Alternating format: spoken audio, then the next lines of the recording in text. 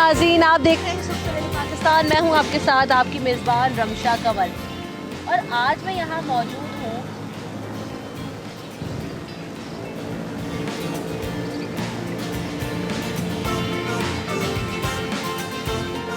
तो सुबह सवेरे पाकिस्तान में आज हमने यहाँ पर ये कोशिश की है क्योंकि आज international wild life protection day है। जब हम इस दिन की बात करते हैं ख़ास तौर पर तो हम देखते हैं कि हमारे जो इर्द गिर्द जानवर मौजूद हैं जो इंसानों के ऊपर डिपेंडेंट होते हैं किसी न किसी हद तक कि उनको केयर किया जाए, उनका ख्याल किया जाए, तो हम अक्सर औकात उन्हें नेगलेक्ट कर देते हैं और उनका ख्याल नहीं करते। बहुत दफ़ा हम देखते हैं कि बड़ी तादाद में जानवरों को शिकार कर लिया जाता है, बहुत से जानवरों को कैद करके उनकी आज़ादी छीन ली जाती है, जिसके बाद ही जानवर बहुत सारी मुश्किलात का सामना करना पड़ता है जिनको। और फिर क्लाइमेट चेंजेस आने के बाद हमने देखा कि जब इन्वायरमेंट चेंजेस आए तो फिर बहुत सारी क्रिएचर जो हैं उनकी ज़िंदगियों में बहुत ज़्यादा मुश्किलात आई, जंगलात ख़त्म हुए, जिसकी वजह से बहुत सारी जो हमारे क्रिएचर्स हैं या बहुत सारे जो जानवर हैं उनकी नस्लों को जो है वो ख़तरा होना शुरू हो गया, जिसकी वजह से हमने देखा कि किसी हद तक तो इक़दामात किए गए और किसी हद तक चीज़ों को नेगलेक्ट भी किया गया।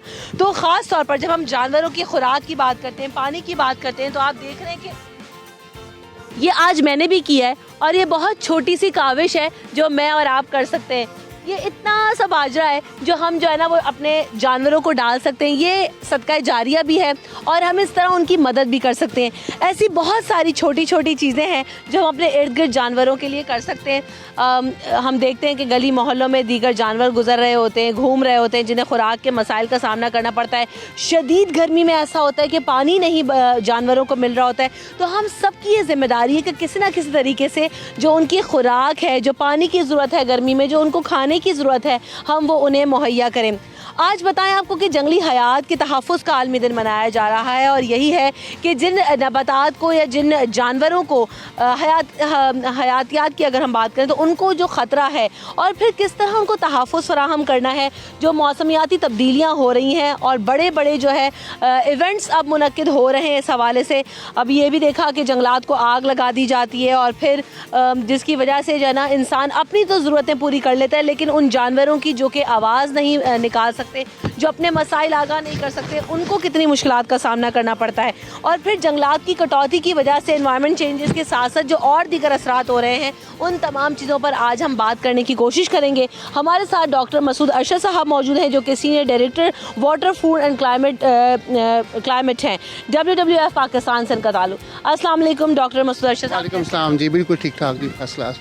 मसूद साहब, सबसे पहले तो हम यही जानेंगे कि ये जो इस तरह के दिन हैं इनसे अवेयरनेस किस हद तक क्रिएट होती है और फिर इनको मनाने का मकसद क्या है। आज हम वाइल्ड लाइफ प्रोटेक्शन डे मना रहे हैं इंटरनेशनली, तो इसका मकसद क्या होता है और फिर इस दफ़ा क्या थीम है, क्या मैसेज है? जी, इसका मकसद यही होता है कि हम लोग अवेयरनेस क्रिएट करें कम्युनिटीज़ के अंदर, अपने लोगों के अंदर, तो ताकि वो लोग एक रिस्पॉन्सिबल सिटीजन बन सकें उसके, और इसी तरीके से ताकि हम लोग उनको ताकि हम उन लोगों को बता सकें कि हम लोग इनके कितना सिग्निफिकेंस है, कितनी इम्पोर्टेंस है और ये हमारी लाइफ के अंदर कितनी इनकी अहमियत है, ताकि हम लोग उनको बचा सकें। ये बेसिकली शुरू हुआ था 2013 के अंदर, जब UN जनरल असम्बली के अंदर इसका वो एक ऐलान किया गया था कि हम 3 मार्च को हर साल इसको वर्ल्ड वाइल्ड लाइफ डे के तौर पे इसको सेलिब्रेट करेंगे। और ये अभी इस दफ़ा का जो उसका थीम है वो ये है कि sustaining all life on earth, कि जितनी भी ज़मीन के ऊपर जितनी भी लाइफ है, चाहे वो फ्लोरा है चाहे वो फौना है, उसको हमने सस्टेन करना है और अपनी नस्लों के लिए उसको आगे लेके चलना है। तो ऐसा ही है और ये बड़ी ज़बरदस्त थीम है कि वी हैव टू सस्टेन, क्योंकि जिस तरह के जो है अभी देखा हमने कि इवेंट्स हुए ऑस्ट्रेलिया की हमारे सामने मिसालें मौजूद हैं, हमारे अपने जंगलात जो है वो अब ख़त्म होते जा रहे हैं, जिसकी वजह से बहुत सारे जो है ना वो मुश्किलात का सामना करना पड़ा है जानवरों को। जंगली हयात की अगर बात की जाए, मुख्तलिफ जानवर और परिंदे ये इंसानों की बका के लिए, इस दुनिया के लिए, इस क्लाइमेट के लिए कितना इम्पॉर्टेंट है और इनको फिर हम बचाने के लिए क्या क्या कर सकते हैं? जी ये अगर आप देखें इनकी जो सर्विसेज हैं, अगर आप वाइल्ड लाइफ की सर्विसेज को देख लें या फॉरेस्ट की सर्विसेज को देख लें, मेरा ख्याल है कि हम लोग इनके बगैर ज़िंदा रह ही नहीं सकते। ये एक लाइफ सस्टेनिंग हमारे लिए हैं। और अगर आप देखें कि आप वेटलैंड्स की झीलों को देख लें, आप जंगलात को देख लें और उसके ऊपर जितने भी बसने वाले जो जानवर हैं वो किस तरीके से हमारे लिए जंगलात का फ़रोग इनकी वजह से होता है। इनकी वजह से हमें बहुत सारी ऐसी फ़िश और बहुत सारी ऐसी हमारे प्रोडक्ट्स हमें मिलते हैं कि जो हमारी ज़िंदगी के लिए इम्पॉर्टेंट होते हैं। और हम समझते हैं कि ये वो चीज़ है कि जिसकी वजह से हमारी ज़िंदगी की सर्वाइवल है।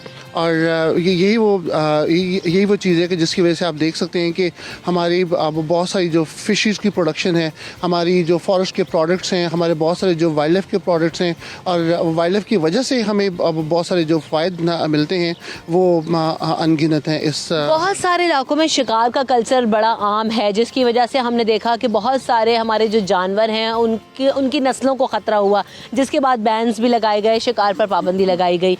इसके अलावा क्या इक़दाम किए जा रहे हैं और फिर जिन जानवरों की जो है पूरी नस्लों को ख़तरा है उनके लिए क्या तहफ़्फ़ुज़ के लिए इक़दाम किए जा रहे हैं इस वक्त? देखें, ये जो हम लोग समझते हैं कि जो कम्युनिटी बेस्ड कंजर्वेशन का जो काम जो है ना वो बहुत अच्छा एक इक़दाम है। और ये शुरू किया था हमने कोई अर्ली 1980s में पाकिस्तान के अंदर नॉर्दर्न रीजन्स के अंदर। और उस वक्त से लेके आज तक देखें तो बहुत सारे ऐसे वाइल्ड लाइफ है जो वापस आई है एक्सटिंक्शन से। जिस तरह आप समझते हैं, आप आइबेक्स को देख लें, आप देख लें नॉर्दर्न रीजन में चले जाएँ, अभी आप पंजाब बुढ़ियाल को देख लें यहाँ पे। इवन आप देख लें कि हमारी इंडस डॉल्फिन जो है, जो ब्लाइंड डॉल्फिन है, वो उसकी पॉपुलेशन एक वक्त के अंदर 1000 से भी कम एनिमल से, और अभी with in a period of like 20 years आप देखें उसकी वो तकरीबन 2000 के करीब उसके एनिमल्स हो चुके हैं। तो ये कुछ ऐसी चीज़ें हैं कि जिसकी वजह से हम लोग समझते हैं कि हमारी कम्युनिटी बेस्ड कंजर्वेशन की वजह से लोगों को जितना आप इन्वॉल्व कर सकते हैं उसके अंदर वो बहुत इंपॉर्टेंट है। और उसके अलावा जब आप अवेयरनेस देते हैं और लोगों के अंदर लोगों की कैपेसिटी जब बिल्ड करते हैं और अपने पार्टनर्स की कैपेसिटी बिल्ड करते हैं तो वो एक बहुत बड़ा काम है। फिर थर्ड जो मैं समझता हूँ कि आजकल जो सोशल मीडिया का जो रोल है वो बहुत आला रोल है, क्योंकि सोशल मीडिया की वजह से आप देखें कि बहुत सारे लोगों को आप पहुंच जाते हैं कि जहां तक आप वैसे फिजिकली आप शायद पहुंचना आपके लिए मुश्किल हो जाता है। लेकिन ये वो चीज़ है कि जो अपना मैसेज कन्वे करते हैं, आप उनकी सेंसिटिविटी को, जो वाइल्ड लाइफ की जो सर्वाइवल की जो सेंसिटिविटी आप उसको किस तरीके से मेंटेन करते हैं, ये वो सारा उसके ये बड़ा अच्छा काम है और हम बिल्कुल इसको अप्रिशिएट भी करेंगे। और जैसे कि बात कर रहे हैं मसूद अरशद साहब के, हम सबको अपना हिस्सा डालने की ज़रूरत है और अवेयरनेस क्रिएट करने की ज़रूरत है कि जानवर हैं, ये ज़िंदा हैं, हमें इनसे मोहब्बत करनी है, प्यार करना है, इनका ख्याल करना है। बहुत शुक्रिया डॉक्टर मसूद अरशद साहब हमारे साथ मौजूद थे। तो हम सब ने इनसे प्यार करना है, इनको तहफ़्फ़ुज़ देना है, और उसकी वजह यही है कि हम देख रहे हैं कि जिस तरह के इवेंट्स हो रहे हैं, जिस तरह की मुश्किलात हो रही हैं, अगर जंगली हयात के हवाले से बात की जाए तो गुज़िश्ता चंद सालों में पाकिस्तान की जो सूरत हाल है वो भी कुछ खासी अच्छी नहीं रही है। बिल्कुल इस हवाले से काम नहीं किया गया। अगर मौजूदा हुकूमत की बात की जाए तो सिर्फ दावे और वादे तो किए जाते हैं कि जंगलात उगाए जाएंगे, और अभी इमरान खान साहब ने इस हवाले से इनिशिएटिव भी लिया कि ऐलान किया गया, लेकिन साजगार माहौल बनाना है। और हम बताएं कि अगर दुनिया भर की बात की जाए तो 70 करोड़ जो है जानवर हैं उससे ज़ायद हलाक हो चुके हैं जलने की वजह से। अमेज़ॉन जंगलात की आग का निशाना बने, ऑस्ट्रेलिया में बुश फायर से करोड़ों जानवर जो है वो लुक़मा अजल बने, और बड़ी बड़ी जो स्पीशीज़ हैं वो मादूम होती जा रही हैं। तो एक बार फिर इन जानवरों का ख्याल रखें, इनसे मोहब्बत करें और इनको इनके खाने पीने का, इनसे मोहब्बत का ख्याल रखें। तो इसी मैसेज के साथ आज इंटरनेशनल वाइल्ड लाइफ डे हम भी मना रहे हैं। मैंने अपनी सी काविश की है, आप सब ने भी मुझसे वादा करना है कि आप भी इसी तरह इस काविश में और इस नेकी में अपना हिस्सा डालेंगे। सुबह सवेरे पाकिस्तान, सुबह सवेरे पाकिस्तान। एक और और ख़बर आपसे शामिल करते हैं। अब आपको बताएं कि कोरोना वायरस के खौफ के पेश नज़र और जो हिफाजती इक़दामात के पेश नज़र हमने देखा कि सिंध में 2 रोज़ कबल ऐलान किया गया कि जो है अफ़गानिस्तान के साथ चमन बॉर्डर भी एक तो बंद करने के अहकाम जारी किए गए और फिर गुज़िश्ता 7 दिन से चमन बॉर्डर भी बंद है। दूसरी जानब जब मैं सिंध की बात कर रही थी तो सिंध में हमने देखा कि तमाम निजी और सरकारी स्कूल्स, कॉलेजेस, जामियात तमाम बंद करा दिए गए हैं। ट्यूशन सेंटर्स बंद करवा दिए गए हैं। 13 मार्च तक इन्हें बंद करने का फ़ैसला किया गया है। अब क्या खदशात थे, फ़ैसला क्यों किया गया है और इसके फिर असरात क्या होंगे? क्योंकि कुछ लोग तो इसको बहुत ज़्यादा सराह रहे हैं कि अच्छा इकदाम है, बच्चों की इम्यूनिटी इतनी ज़्यादा स्ट्रॉन्ग नहीं होती जिसकी वजह से इन्हें बंद करने का फ़ैसला दुरुस्त है, और कुछ ये भी कह रहे हैं कि क्या सिर्फ कोरोना वायरस स्कूल्स की हद तक ही मौजूद है। तो इन तमाम चीज़ों पर बात करेंगे। हमारे साथ सईद गनी साहब मौजूद हैं, पीपल्स पार्टी के सीनियर रहनुमा, उन्हें शामिल गुफ्तगू करते हैं। Welcome to the show Saeed Gani साहब, बहुत बहुत शुक्रिया आपने प्रोग्राम के लिए वक्त दिया। 13 मार्च तक स्कूल्स बंद करने का जो फ़ैसला किया गया है, क्या खदशात थे, कौन से प्रिकॉशनरी मेजर्स लिए गए, क्योंकि बहुत सारे तलबा के बोर्ड के इम्तहानात भी होने वाले हैं, कुछ ही दिन रह गए हैं, तो क्या मकसद है इसके पीछे? जो असल वजह बनी है इस फैसले की वो ये थी कि एक तो पहले हमारे पास उन ज़ायरीन की तफसील आ गई थी जो एयरपोर्ट्स के ज़रिए सूबा सिंध में एंटर हुए थे, ईरान से आए थे। उसके बाद जो नई तफसीलात हमारे पास आईं जिसमें ताफ्तान के बॉर्डर से तकरीबन 13,000 से ज़ायद ऐसे ज़ायरीन हैं जो वहाँ से पाकिस्तान में एंटर हुए हैं, और उनमें बहुत बड़ी तादाद ऐसे अफराद की भी है जिनका ताल्लुक़ सूबा सिंध से है।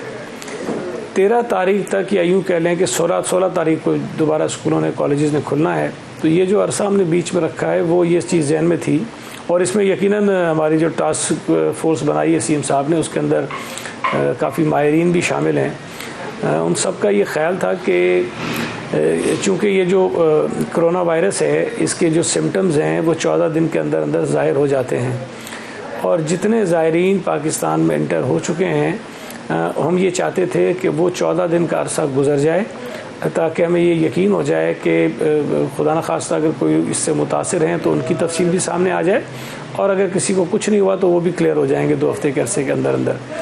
अच्छा, इसके बाद जितने पाकिस्तान में ईरान से पाकिस्तानी दाखिल होंगे उनके लिए हमने इस बात को यकीनी बनाया है कि वो जब पाकिस्तान में एंटर हों तो आइसोलेशन का जो प्रोसेस है वो हम उनका उस वक्त पाकिस्तान में दाखिल होते वक्त ही अडॉप्ट करना शुरू कर दें। लेकिन वो अफराद जो 15 जनवरी से लेके 1-2 रोज़ कबल तक पाकिस्तान में दाखिल हुए हैं उनके लिए ये 14 दिन का जो अरसा था वो हमें उसको सेव करना था, देखना था उसको, इसलिए हमने ये किया है। और 13,000 एक बहुत बड़ी तादाद होती है, उसमें से अगर आधे अफराद भी ऐसे हैं जिनका ताल्लुक़ सूबा सिंध से है तो ज़ाहिर है कि उनके बच्चे हैं वो स्कूलों में जाते हैं, और हमारे लिए ख़ुद भी ये फ़ैसला वैसे बड़ा मुश्किल था कि छुट्टियां हम इतनी ज़्यादा करें। मैं ख़ुद ज़ाती तौर पर भी, चीफ़ मिनिस्टर साहब भी इस हक़ में बिल्कुल भी नहीं है कि स्कूलों में ज़्यादा हों, लेकिन हम बच्चों की सेहत के मामले पर ज़ायरीन की वापसी तो यकीनी तौर पर होती रहेगी। ये जो 14 छुट्टियाँ दी गई हैं मजमूई तौर पर, इसका क्या लगता है कि जो इसके बाद ख़तरा टल जाएगा, ये खदशात ख़त्म हो जाएंगे कि वायरस ना फैलता रहे? किस हद तक ये जो है इस चीज़ का जो है इम्पैक्ट आएगा छुट्टियाँ जो अभी दे दी गई हैं?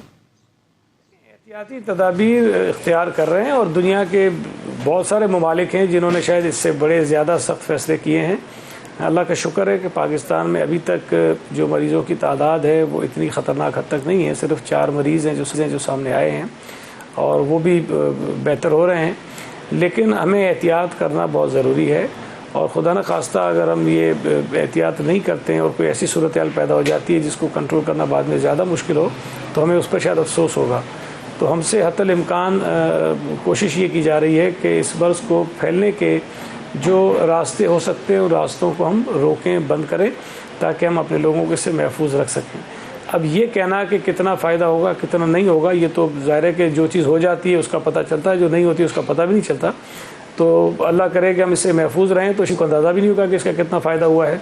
लेकिन खुदा न खास्ता अगर कोई हमसे ऐसी गलती हो जाए जिसकी बिना पर ये वबा कोई मुल्क में फैल जाए। एक और मामला ये भी, क्योंकि अभी बोर्ड एग्जाम्स क्योंकि बड़े करीब हैं, स्कूल्स काफ़ी ज़्यादा प्लान करते हैं एकेडमिक कैलेंडर के हवाले से, तो फिर क्या इसमें एक्सटेंशन दी जाएगी, बढ़ा दिया जाएगा ड्यूरेशन टाइम, या क्या फिर तरीक़ाकार होगा? क्योंकि कोर्स आउटलाइंस होती हैं, मुकम्मल करवाना होता है स्कूल्स ने भी।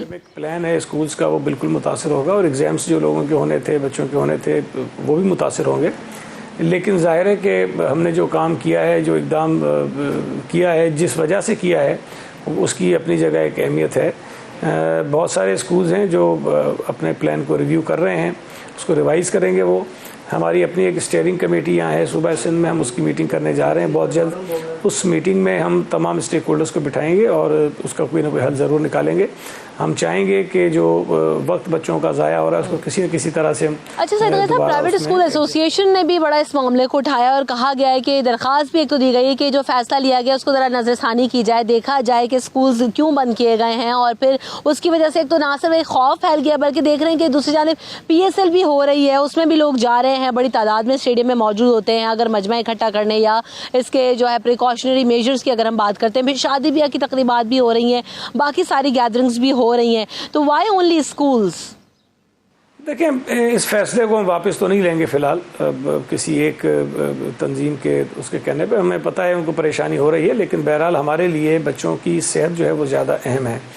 अब अगर घर में बच्चे, हमने छुट्टी दी है कि घर में रहें और महफूज रहें और किसी उसमें ऐसी जगह पर ना जाएं, तो ज़ाहिर है घर में उनकी देखभाल करना वालिदैन का काम है। मैं या चीफ मिनिस्टर साहब या हुकूमत तो फोर्स नहीं कर सकती। हम जो हैं अवेयरनेस लोगों को देने की कोशिश कर रहे हैं। आपके मुख्तलिफ चैनल जो हैं वो बड़ी एक्सटेंसिव कैंपेन चला रहे हैं ताकि लोगों को आगाही दे सकें कि इस मर्ज से, इस वबा से बचने के क्या क्या रास्ते हैं। अब उसमें हमें ख़ुद भी कुछ एहतियात करनी है। हमें ये बात तय करनी है कि हमने कहाँ जाना है, कहाँ नहीं जाना है। अगर कहीं जाना है तो क्या क्या एहतियाती तदाबीर इख्तियार करनी है।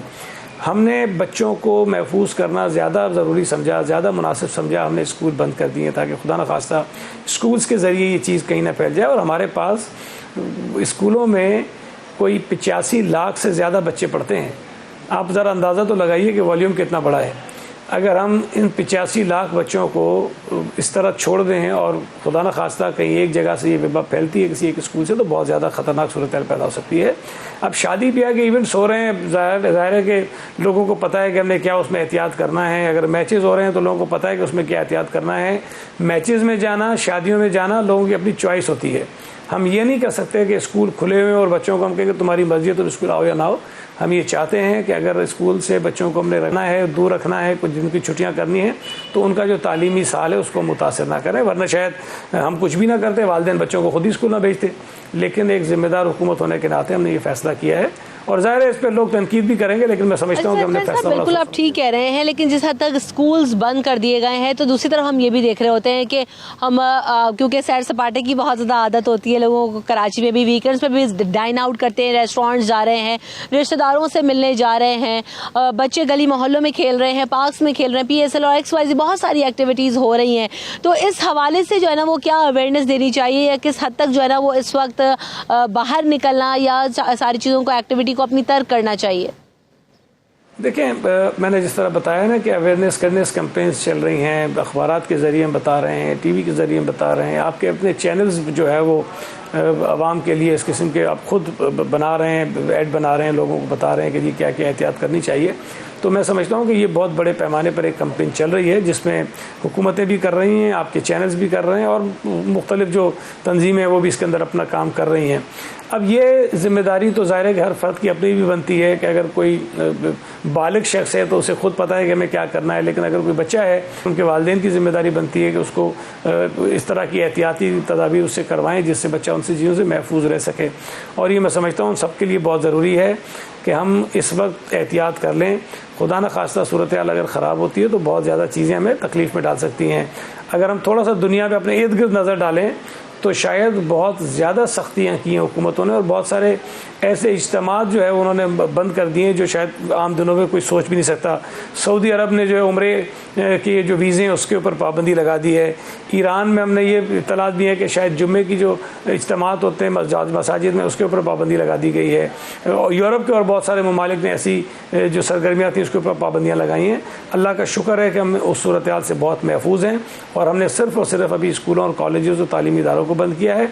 अल्लाह करे कि हमारे जो ये इक़दामात हैं इससे हम इस वबा से महफूज करने में कामयाब हो जाए अपने आप को। बहुत बहुत शुक्रिया सईद गनी साहब हमारे साथ मौजूद है। और बिल्कुल जहाँ पर हम ये देख रहे हैं कि स्कूल्स बंद करने का फैसला, या हमने अभी गुज़िश्ता जो है पिछली अभी बात भी की कुछ लम्हों पहले कि चमन बॉर्डर को बंद किया गया, तो काफ़ी ज़्यादा मेजर्स लिए जा रहे हैं, प्रिकॉशनरी मेजर्स हैं, और उनका मकसद सिर्फ यही है कि पाकिस्तान को कोरोना से बचाना। और फिर दूसरी बात यह है कि खौफ में मुब्तला नहीं होना। ये सारी जितने भी मेजर्स लिए जा रहे हैं ये खौफ में मुब्तला करने के लिए नहीं है, ये हम सब की हिफाजत के लिए हैं। और इसमें हुकूमतों के साथ ताउन करें, रिलैक्स रहें, काम रखें, और आप जो अपनी सतह पर कर सकते हैं उसे करने की कोशिश करें, तो हम सब यकीनी तौर पर इस बीमारी से लड़ सकेंगे और बच सकेंगे। हमने मुत्तहिद रहना है, सफाई का एहतमाम करना है, तो ही ये मैसेज है जो कि आज देने की कोशिश की जा रही है। सुबह सवेरे पाकिस्तान, सुबह सवेरे पाकिस्तान।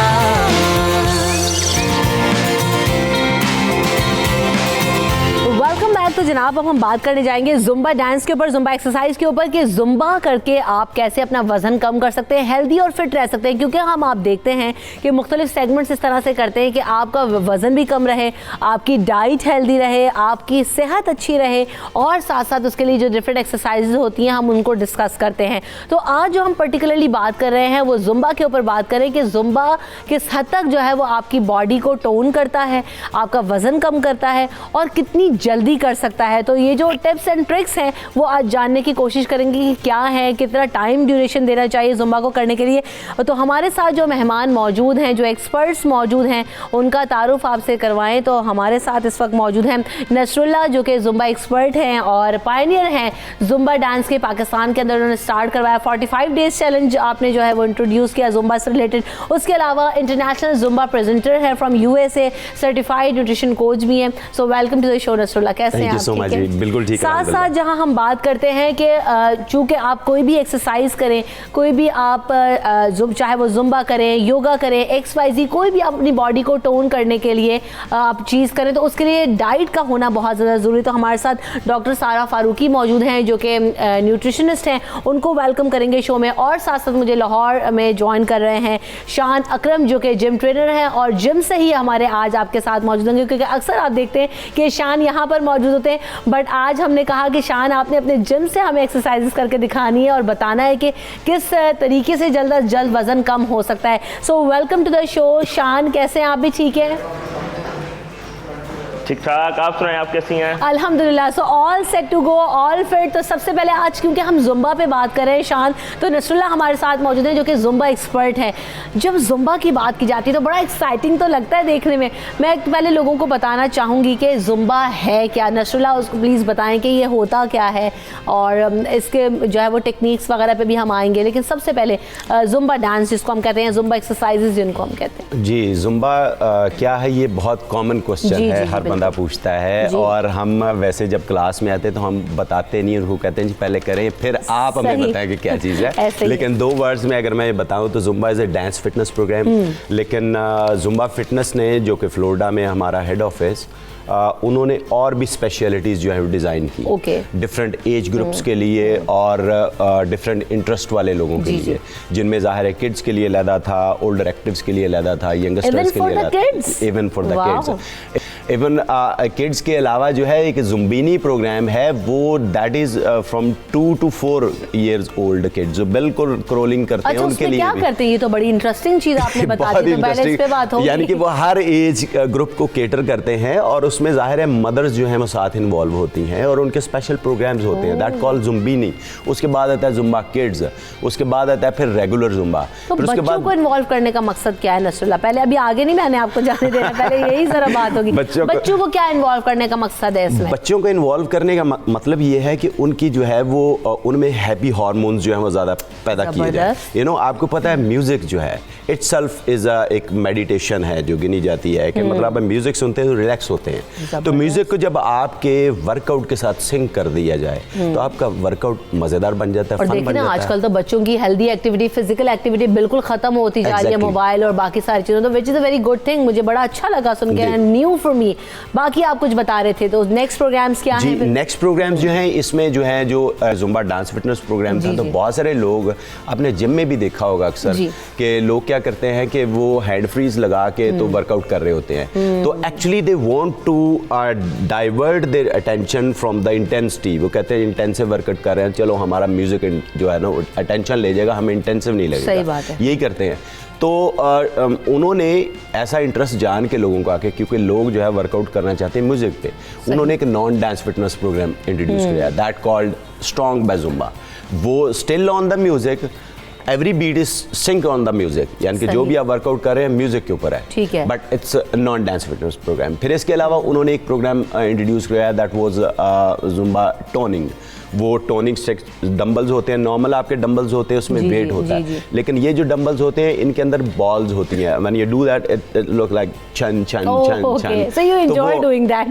टोनिंग भी हो रही है और फन भी हो रहा है उसका। इसके अलावा फिर एक्वा जुम्बा था जो कि वाटर में है, आपको पता है। तो it's a hell lot of specialities. मेरी स्पेशलाइजेशन में 4 इयर्स की स्पेशलाइजेशन में I am certified in all these things. और अब तक जो है पाकिस्तान में हम लोग एक्वा जुम्बा करवा चुके हैं, हम स्ट्रॉन्ग बाय जुम्बा करा चुके हैं, वेट लॉस चैलेंज 45 करवा चुके हैं, जो है रेगुलर जुम्बा करवा चुके हैं। जुम्बा किड्स की जो है वो मेरी वर्ल्ड की लार्जेस्ट क्लासेस रही हैं यहाँ लाहौर में। 1500 तो ये किस हद तक जो है ना वो वजन कम करने में मुआविन होता है? कितना टाइम लगता है एक जुम्बा स्टार्ट आप कर दें तो एक्सपेक्टेशन क्या होगी कि सबसे बड़ा चैलेंज ये कितने दिन में वजन कम हो जाएगा? हाँ बिल्कुल, एग्जैक्टली। अच्छा, वैसे बहुत सारे लोगों ने इसको जोड़ ही जो फिटनेस को है ना वेट के साथ दिया हुआ है। सबसे बड़ा तो मसला यही ना, मेरे नजदीक जो है ना हैप्पी एंड हेल्दी लाइफस्टाइल जो है ना दैट कॉल फिटनेस। लेकिन फिर भी चूंकि ये सबसे ज़्यादा कैलोरीज शेड करने वाला प्रोग्राम है, और उसकी वजह ये है कि ये इंटरवल ट्रेनिंग के कॉन्सेप्ट को इस्तेमाल करता है। यानी कि आपका इंटरनल ट्रेनिंग का फार्मूला इस्तेमाल हुआ था हर कोरियोग्राफी में। इट लुक्स लाइक डांस, कि आपको लगता है कि डांस हो रहा है, लेकिन इंस्ट्रक्टर को पता है कि वो उसने जो कोरियोग्राफी की है उसने कहाँ कहाँ पे वो फार्मूला इस्तेमाल किया है जहाँ से आपकी जो कैलोरीज ज़्यादा शेड हो रही हैं। तो हमारा जो प्रोग्राम वेट लॉस चैलेंज 45 है, उसमें आप जो है वो 1 माह में 8 kg तक रिड्यूस करते हैं वेट। और उसकी मैंने आपको वजह बताई है कि क्योंकि इंटरवल ट्रेनिंग का कॉन्सेप्ट इस्तेमाल कर रहे होते हैं इस वजह से।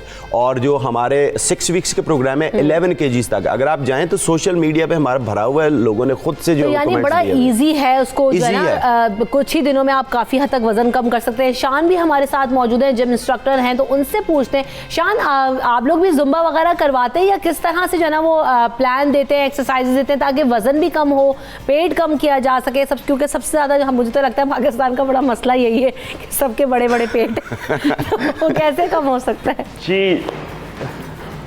जी जुम्बा लेटेस्ट एक टेक्निक है, क्योंकि कॉन्सेप्ट था कि जिम जाना लोगों के लिए काफ़ी डिफिकल्ट था। जी बिल्कुल। तो जुम्बा एक ऐसी एक्टिविटी है कि हर कोई, जैसे इन्होंने बताया कि किड्स के लिए भी है, इसमें कोई एज लिमिट्स नहीं है। जबरदस्त। लेडीज़ भी कर सकती हैं, जेंट्स भी कर सकती हैं। आजकल इसका स्कोप बड़ा बढ़ता जा रहा है। मेरे पास जिम में बहुत से क्लाइंट्स आते हैं, उनकी डिमांड यही है कि हमें जुम्बा करवाया जाए। ठीक है। जुम्बा में ऐसा है कि आप म्यूजिक पे एंजॉय कर सकते हो, क्योंकि म्यूजिक आपको एक टाइम पे फ्रेश कर देता है।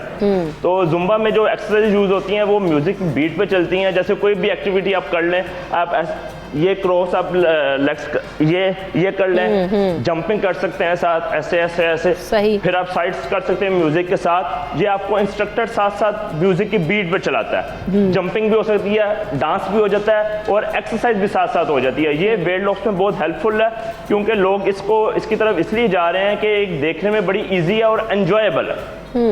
अच्छा, बात यह है कि शान आप कह तो रहे हैं कि देखने में बड़ी इजी है, लेकिन करने वाले को पता चलता है कि ये कितनी इजी और कितनी मुश्किल है। अग्री करते हैं शान इस बात से? क्योंकि जब आप मूव्स देख रहे हो तो बड़ी सिंपल सी चीज़ें, जब आप करने लगते हैं तो कहते हैं यार ये तो अच्छा खासा मुश्किल काम है।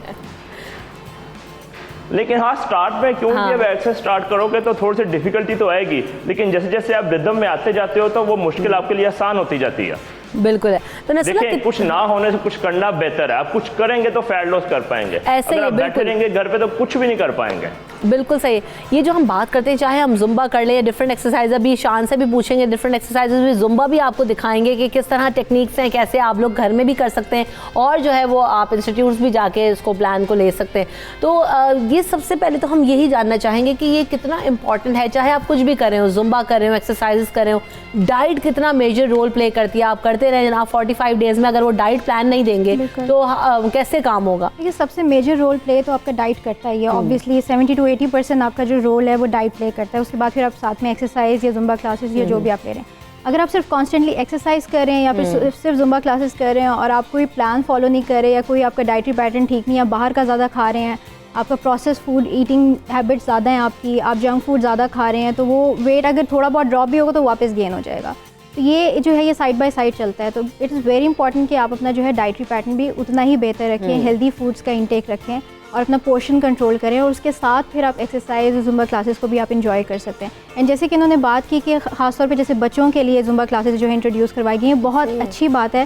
रीज़न बीइंग कि पाकिस्तान में चाइल्डहुड ओबेसिटी बहुत ज़्यादा हो गई है और बच्चे जो हैं वो ज़्यादातर इंडोर गेम्स में ही रहते हैं या टीवी के आगे बैठ पे रहते हैं, जंक फूड खा रहे हैं, वो फास्ट फूड खा रहे हैं, टीवी के आगे बैठ के वो जो है गेम्स खेलते रहते हैं, ज़्यादा टाइम उनका इंडोर स्पेंड होता है, बाहर भी नहीं जाते। तो एटलीस्ट इस चीज़ से ये होगा कि वो लोग जो है एक एक्टिविटी में इन्वॉल्व हो जाएंगे और उससे ये है कि उनका वेट भी इंक्रीज़ नहीं होगा।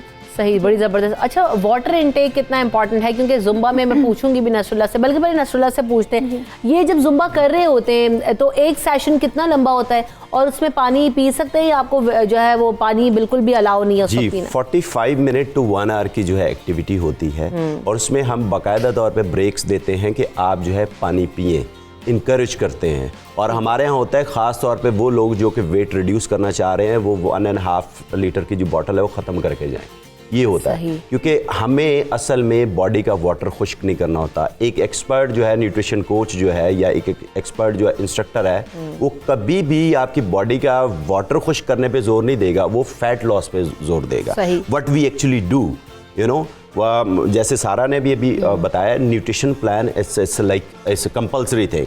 मैं हमेशा से कहता हूँ कि अगर सिर्फ आप न्यूट्रिशन लेके कर रहे हैं तो आप कुछ नहीं करेंगे, वेट तो शायद आपका थोड़ा रिड्यूस हो जाएगा लेकिन आपके मसल्स वीक हो जाएंगे। सही। और अगर आप जो है वो सिर्फ वर्कआउट कर रहे हैं तो जाहिर है वो उतना इफेक्ट नहीं होगा जो आप डाइट प्लान लेके। तो दोनों चीजें जो इकट्ठी काम करती हैं। ऐसा ही है, बिल्कुल सही कह रहे हैं। अच्छा सारा, ये पानी वाटर इनटेक की जो हम बात करते हैं और फिर साथ साथ ये जो डिटॉक्स वाटर्स हैं, ये किस तरह तक जो है वो कारआमद होते हैं और काम किस तरह करते हैं? इनका फायदा भी है या जो है ना नहीं है कुछ? देखिए, डिटॉक्स वाटर्स की अगर हम बात करें, उसके अंदर आप लोग क्या वेजिटेबल्स वगैरह ऐड करते हैं या डिफरेंट जो है कुकम्बर्स वगैरह कोई ऐड करते हैं, कोई जिंजर ऐड करते हैं?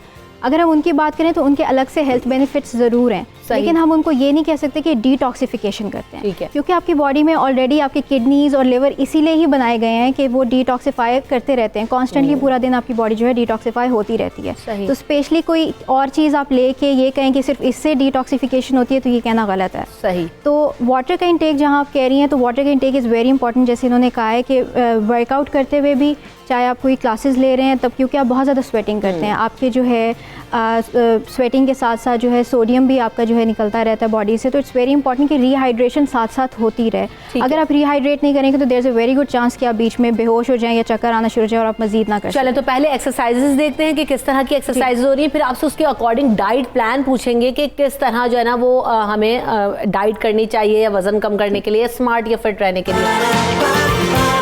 सुबह सवेरे पाकिस्तान, सुबह सवेरे पाकिस्तान। तो नसरुल्लाह, पहले आपसे पूछते हैं, फिर शान की तरफ भी बढ़ेंगे। तो कुछ आप हमें कुछ जुम्बा टेक्निक्स बता रहे हैं तो फ्लोर पे आ जाए ताकि आपसे कुछ सीख सकेंगे आज। बिल्कुल, बगैर कि ये तो जुम्बा होता नहीं है ना। बिल्कुल ऐसा ही है। सो आई वुड लाइक के अगर मुझे आप लोगों में से कोई ज्वाइन कर ले तो that would be more good. अच्छा, मुझे यहाँ करना है? बिल्कुल बिल्कुल, फ्लोर आपका है, आप जहाँ चाहे यहाँ ठीक है। ओके जी।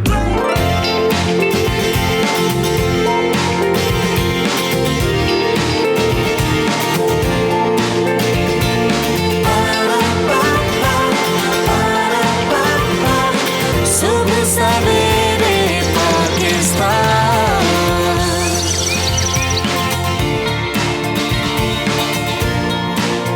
ये जो सारा कुछ आपने किया है यहाँ पे, तो मुझे कुछ भी बड़ा आसान लगा बैठे देखने में। मैं हील्स पहनी हुई हूँ। अच्छा, बड़ा आसान लग रहा है, लेकिन ये जो आप टेक्निक्स करें देखने में लग रहा है कि एक जो ना वो गाने पे सिर्फ डांस हो रहा है, बट ये जो आपकी मूव्स है, मैं चाहूँगी थोड़ा सा इसके बारे में बताएं कि किससे क्या हो रहा है, शोल्डर कम हो रहे हैं, पेट कम हो रहा है, कहाँ कहाँ, 2-4 मूव्स जरा बताएं। बड़ा अच्छा क्वेश्चन है ये। अच्छा था कि हम म्यूजिक से पहले ही इसको डिस्कस कर लेते हैं। तो अच्छा, ये जो आप ये वाली कर रही हैं, जी जी, ये असल में आपके ग्लूट्स पे भी काम हो रहा है इसमें, और आपके इंटरनल एक्सटर्नल ऑब्लिक्स भी इसमें इन्वॉल्व है। सही है। आपके कोर पे होल बॉडी वर्कआउट होता है इसमें। जैसे आपका जिम का कॉन्सेप्ट है ना, आज लेग्स का कर रहे हैं, आज कोर का कर रहे हैं, आर्म का, ऐसा कॉन्सेप्ट नहीं होता है। सही। इसमें होल बॉडी का होता है। और आपके कोर पे भी काम होता है, आपके आर्म्स के भी फ्लैबी आर्म्स पे भी काम हो रहा होता है, आपके लेग्स पे भी काम हो रहा होता है। ठीक है, तो डिफरेंट मूव्स हैं जो कि मुख्तलिफ मूव्स के थ्रू आप थोड़ा सा सांस लें, रिलैक्स करें, नसला बैठे। शान की तरफ बढ़ते हैं। तो शान, जब हम बात करते हैं कि जिम में आप जो एक्सरसाइजेस करा रहे होते हैं, जुम्बा भी करवाते हैं या जो है खाली एक्सरसाइजेस करवा रहे हैं, तो आप कौन से टिप्स एंड ट्रिक्स दे रहे हैं लोगों को जो अभी इस वक्त देख रहे हैं कि वो कैसे घर बैठकर वजन कम कर सकते हैं और फिट रह सकते हैं? देखिए, जुम्बा के मुताबिक तो हमारे ये सीनियर्स जुम्बा एक्सपर्ट हैं, इन्होंने बता दिया। अगर लोगों को ये मुश्किल लगती है तो मैं कुछ इजी एक्सरसाइज जो घर में इजीली कर सकते हैं वो मैं बता देता हूँ। सिंपल, जैसे आप स्किपिंग करते हैं, आप स्टार्ट में वार्म अप करें, जैसे स्किपिंग की मूवमेंट करते हैं, ये आप ये 1 मिनट करें, थोड़ा सा रेस्ट लें, ठीक है। फिर उसके बाद आपने जंपिंग जैक्स लगाना है, ये मूवमेंट आएगी आपकी, ये सही। ये भी आप 1 मिनट 3 सेट्स करेंगे। अच्छा, हर सेट के बाद आपका रेस्ट जरूरी है, रेस्ट लेंगे तो आप नेक्स्ट सेट इजीली लगा सकेंगे। ये 2 एक्सरसाइज हो गई, ये आपकी पूरी होल बॉडी की है। इसके बाद आप लेग्स की एक्सरसाइज कर सकते हैं। सिंपल, आप स्क्वाट की पोजीशन बनाएं, ये इसके आप 15 रेप्स करें और 3 सेट्स लगाएं। और अगर आपकी ये साइड बैली ज़्यादा बाहर को है, इसकी आपने एक्सरसाइज करनी है। इसके सिंपल आप लेग्स को ऐसे वाइड करके एक टो को टच करना है, फिर ऊपर को लेके दूसरे टो को टच करना है। ये साइड की ये भी है। फिर आप सिंपल खड़े होके इसको ऐसे मूवमेंट भी कर सकते हैं। तो शान, ये तो बड़ी ज़बरदस्त और इजी एक्सरसाइजेज हैं जो कि आप घर में भी कर सकते हैं, बट ये है कि आपने इनिशिएटिव लेना है। हाँ, इन एनी फॉर्म हमारा मकसद ये होता है, चाहे आप जुम्बा करें, चाहे आप एक्सरसाइजेस करें, डिफरेंट यहाँ पर हम सेगमेंट्स इसी हवाले से कर रहे होते हैं ताकि आप लोग अपना वजन कम करें, हेल्दी रहें और फिट रहें। थैंक यू सो मच शान, आप हमारे साथ मौजूद थे। बड़ा ज़बरदस्त जो है ना वो आपने टिप्स दिए हैं और बहुत ईजी हैं, आप बिल्कुल आराम से कर सकते हैं। तो सारा, जब ये एक्सरसाइजेज हो रही हो, जुम्बा हो रहा हो, चाहे वो आपने जो अभी शान ने टिप्स दिए हैं उसके अकॉर्डिंग हम एक्सरसाइज कर रहे हो, तो हमने अपनी डाइट को कैसे मेंटेन करना है? बहुत ज़रूरी है कि कार्ब्स, प्रोटीन्स और फैट्स को मॉडरेशन में लिया जाए। लेकिन जब आप एक्सरसाइज परफॉर्म करने जा रहे हो या आप जुम्बा क्लासेस के लिए जा रहे हो, इट्स वेरी इंपॉर्टेंट कि आप प्री वर्कआउट ज़रूर कुछ लेके जाएं। कई लोग खाली पेट उठ के भी चले जाते हैं, कुछ मतलब 1 आवर या 1.5 आवर पहले कुछ लेना बहुत ज़्यादा ज़रूरी है। अगर आप नहीं लेंगे तो आप सही तरीके से ना एक्सरसाइज परफॉर्म कर सकेंगे, ना आप जुम्बा क्लासेस को सही तरीके से खाना खाने के आधे घंटे के बाद भी कर सकते हैं जुम्बा। पोस्ट वर्कआउट भी हमारा होता है और एक प्री वर्कआउट होता है। प्री वर्कआउट होता है, उसमें आपको जो है कार्ब्स का इंटेक करना, कॉम्प्लेक्स कार्ब्स का इंटेक करना बहुत ज़रूरी है। उसके अंदर हमारे पास जैसे ब्राउन ब्रेड है या मल्टीग्रेन ब्रेड है, उसका आप सैंडविच भी ले सकते हैं, उसमें प्रोटीन्स भी आ जाता है, उसमें वेजीज ऐड कर सकते हैं। या फिर आप जो है फ्रूट्स ले सकते हैं, फ्रूट सैलड बना सकते हैं, उसके अंदर योगर्ट ऐड करके ले सकते हैं। तो pre workout snack is very important और उसमें कॉम्प्लेक्स कार्ब्स का इंटेक बहुत ही ज़्यादा इंपॉर्टेंट है। पोस्ट वर्कआउट आप क्या ले सकते हैं? पोस्ट वर्कआउट आप प्रोटीन्स का इंटेक करें, ताकि अगर जो है आपकी थोड़ी बहुत जो ऑब्वियसली आपके मसल्स यूज़ हुए हुए होते हैं तो उसके लिए बहुत ज़रूरी है कि वो आपका प्रोटीन का इंटेक हो, ताकि अमाइनो एसिड्स जाके आपके वो मसल बिल्डिंग में हेल्प आउट कर सकें। जूसेस भी ले सकते हैं? यस, जूसेस भी ले सकते हैं। पोस्ट वर्कआउट में आप जूसेस भी ले सकते हैं। आप प्रोटीन्स का भी इंटेक अच्छा रखें और कार्ब्स का भी उतना ही अच्छा इंटेक रखें, क्योंकि रीफ्यूलिंग उतनी ही ज़्यादा इंपॉर्टेंट है। ठीक है जी। तो जुम्बा से रिलेटेड आपकी जो है ना वो डाइट का जो है ना वो कितना फोकस आप लोग करवाते हैं, और फिर जैसे कि आप अभी काफ़ी ज़्यादा आपने करके भी दिखाया, तो जो लोग आपको देख के फॉलो भी करते हैं, जो लोग बाकी यूट्यूब वगैरह पे देख के भी करते हैं, उनके लिए क्या टिप्स हैं? वो कौन सी गलतियां कर जाते हैं जिससे उन्हें बचना है? अक्सर लोग हमारे पास आते हैं ना, तो वो कहते हैं कि जी वो हमें कुछ ऐसा डाइट प्लान बताएं जो हम खाएं तो वेट कम हो जाए, यू नो। तो मैं कहता हूँ खा खा के तो आप यहाँ तक पहुँचे, यू नो। तो अभी भी आप खाने की बात कर रहे हैं तो उसमें आपको उतनी ही इनटेक रखनी है जितनी ज़ाहिर है आपकी रिक्वायर्ड है। आपका BMR आपको बताता है कि इतनी आपको आपका वेट मेंटेन करने के लिए चाहिए। सही बात है। उसमें फिर हम इनटेक थोड़ी सी कम रखवाते हैं, तो उसके मुताबिक चल रहा था। और दूसरी एक और बात मैं ख़ास तौर पे यहाँ मेंशन करना चाहूँगा, हमारे यहाँ पे बहुत सारे जुम्बा का जानते हैं लोग, दे नो दैट, लेकिन इट्स एन लाइसेंस प्रोग्राम, हर कोई नहीं करवा सकता, ना हो सकता है, इलीगल है। मतलब वो उनकी जुम्बा होम ऑफिस की लीगल टीम बैठी बकायदा इसको मॉनिटर करने के लिए। अच्छा। हाँ जी, जैसे आप गाड़ी नहीं चला सकते लाइसेंस के बगैर, इस तरह जुम्बा नहीं करवा सकते। तो अनफॉर्चुनेटली 2-4 लोग यहाँ पे ज़ाहिर है और पकड़े भी गए हैं इसी चीज़ में, तो वो मुल्क की बदनामी कराते हैं। वो कहते हैं यार ये क्या हो जाती है इससे कि नुकसान भी हो सकता है, गलत नुकसान भी होता है, ज़ाहिर है नुकसान होता है, लोगों की इंजरीज होती हैं इसमें। ये देखें ना, साल की ट्रेनिंग होती है जिसके बाद आप जाके इंस्ट्रक्टर बनते हैं और आप ज़ाहिर एक प्रॉपर क्वालिफिकेशन उसके बाद आती है ये चीज़। तो यहाँ पे अनफॉर्चुनेटली हमारी बहुत सारी चीज़ों में जैसे समझते हैं कि जैसे एक सर्वे के मुताबिक पाकिस्तान में कहते हैं कि 90% जो है वो इंस्ट्रक्टर जो हैं अनक्वालिफाइड हैं, मतलब वो बस मसल शसल बना लिए हैं, देर टीचिंग इन द जिम्स, तो वो समझते हैं कि हर इंटरनेशनल प्रोग्राम भी शायद हम इसी तरह कर सकते हैं। तो मैं ये ख़ास तौर पे मेंशन करना चाहूँगा, आप जुम्बा क्लास में जाएं तो जाने से पहले zumba.com पे जाएं, वहाँ जाके फाइंड आउट करें, लाहौर है लाहौर लिखें, आपको निकल के सामने आ जाएगी क्लास। बिल्कुल, तो सही बात है, जब आप वजन कम कर रहे हैं तो अपनी हेल्थ का ख्याल रख रहे हैं, तो आपने अपनी बॉडी का भी ख्याल रखना है कि कोई इंजरी या जो है ना वो आपको खतरनाक भी हो सकता है। तो बिल्कुल अब इतना परेशान नहीं होना करना जरूर, पता लगे घर पे बैठ जाएंगे ये खतरनाक हो सकता है। थैंक यू सो मच असला, हमारे साथ मौजूद है सारा, आपने वक्त दिया, आपका बहुत शुक्रिया। तो यहाँ पर हमने आपको दिखाया भी। ब्रेक लेंगे, ब्रेक के बाद आगे बढ़ेंगे अगले सेगमेंट में, हमारे साथ रहिएगा।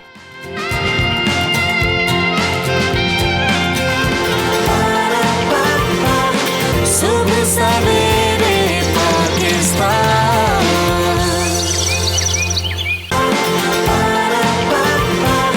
सुबह सवेरे पाकिस्तान।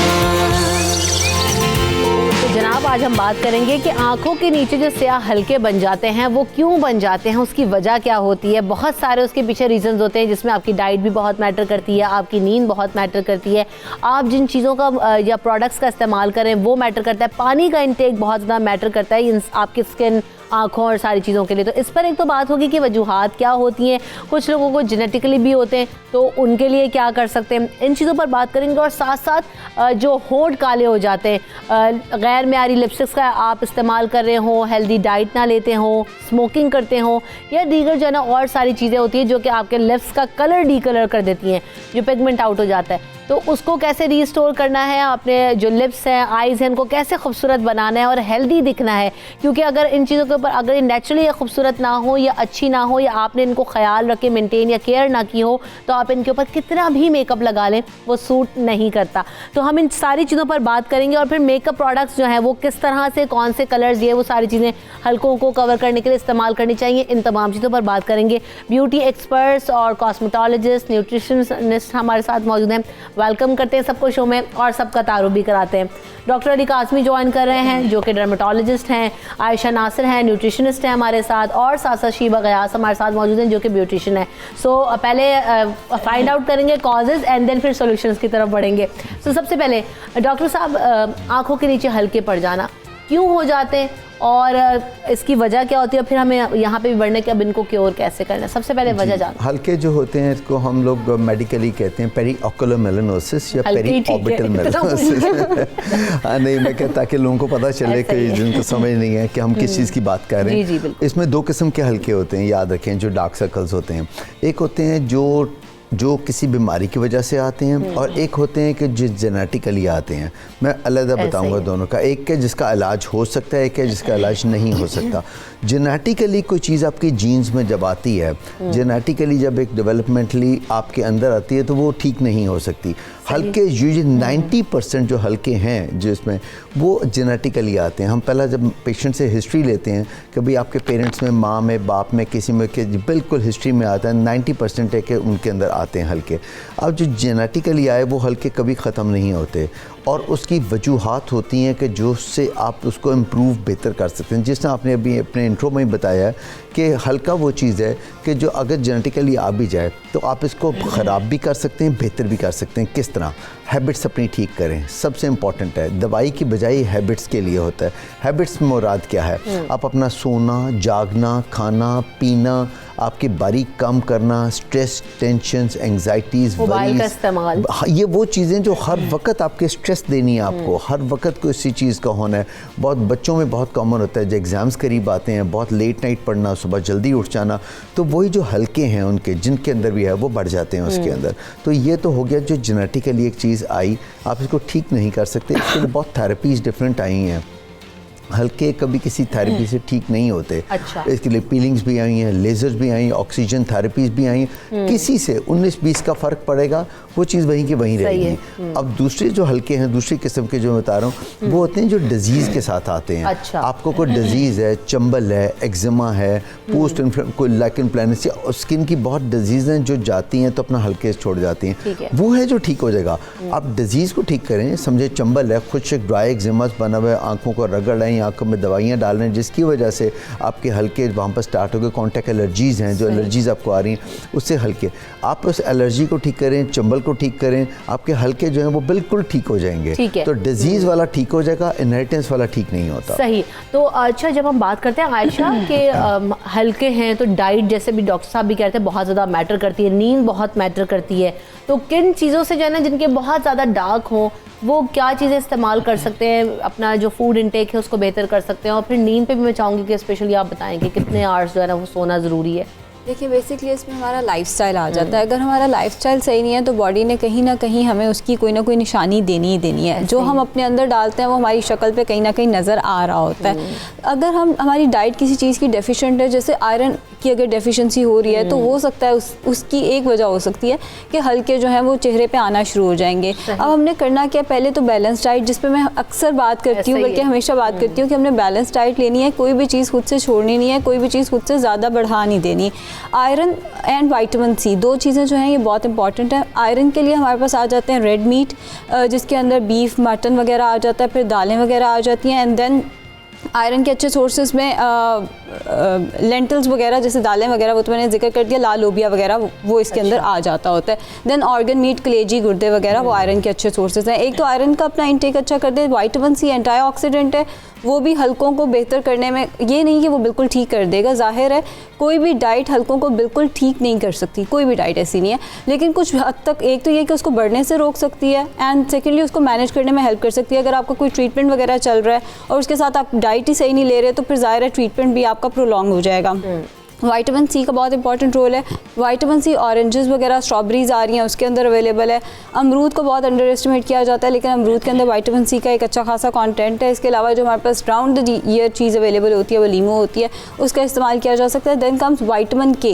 विटामिन के भी बहुत अच्छा है आंखों के लिए। सही, बिल्कुल। तो विटामिन के बंद गोभी के अंदर, दूसरी जो गोभी होती है फूल गोभी, उसके अंदर होता है। एंड देन हमारे जो सीड्स और नट्स वगैरह आ जाते हैं उसके अंदर होता है। सही, तो बड़ा ज़बरदस्त जो है ना वो अभी जो भी मौसमी फल भी खाएं ना, तो अगर आप, तो आपकी बहुत सारी चीज़ें तो वैसे ही कवर अप हो जाती हैं। जैसे विटामिन सी की बात करिए, फ्रूट्स की बात करिए, अमरूद आ रहे हैं, कीनू आ रहे हैं, इतने सारे फ्रूट्स हैं और अल्लाह ताला ने पाकिस्तान को इतने अच्छे और टेस्टी फ्रूट से नवाजा है, तो हमें वो सब खाने चाहिए, अपनी डाइट में बिल्कुल रखने चाहिए।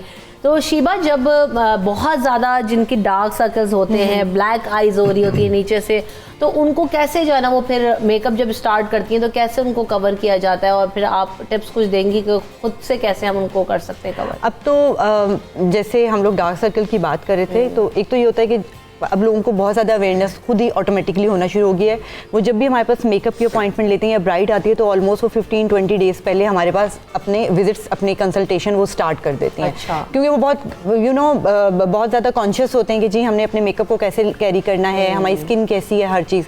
उस वक्त से ही हम उनको मुख्तलिफ़ किस्म की चीज़ें हम उनको गाइड करना शुरू कर देते हैं कि उन्होंने अपनी रूटीन, अगेन वही है कि स्लीप है, आपका स्ट्रेस लेवल है, इसके अलावा आपकी जो डाइट है उसमें हम लोग उनको गाइड करते हैं कि आप कौन सी चीज़ ले सकते हैं। कुछ होम रेमेडीज़ भी होती हैं जो कि हम नॉर्मली लोगों को सजेस्ट करते हैं। यानी अगर फॉर एग्जांपल एक बहुत अच्छी, एक बड़ी इजी सी रेमेडी जो मैं डार्क सर्कल के लिए अक्सर अपने क्लाइंट्स को बताती हूँ, और हमेशा इसमें ये कि ऑब्वियसली हम इसको परमानेंट ख़त्म नहीं कर सकते, लेकिन हम बहुत ज़्यादा उसको कंट्रोल कर सकते हैं या हम उसको थोड़ा हल्का कर सकते हैं उन डार्क सर्कल के इम्पैक्ट को। उसमें आप ऑरेंज जूस आप ले लें और उसके अंदर आप थोड़ा सा ऑरेंज जूस और एलोवेरा जेल मिक्स करके उसका जो भी आपका आई पैड होता है उसको आपने उसमें डिप करना है और वो अपनी आप आंखों में रखें।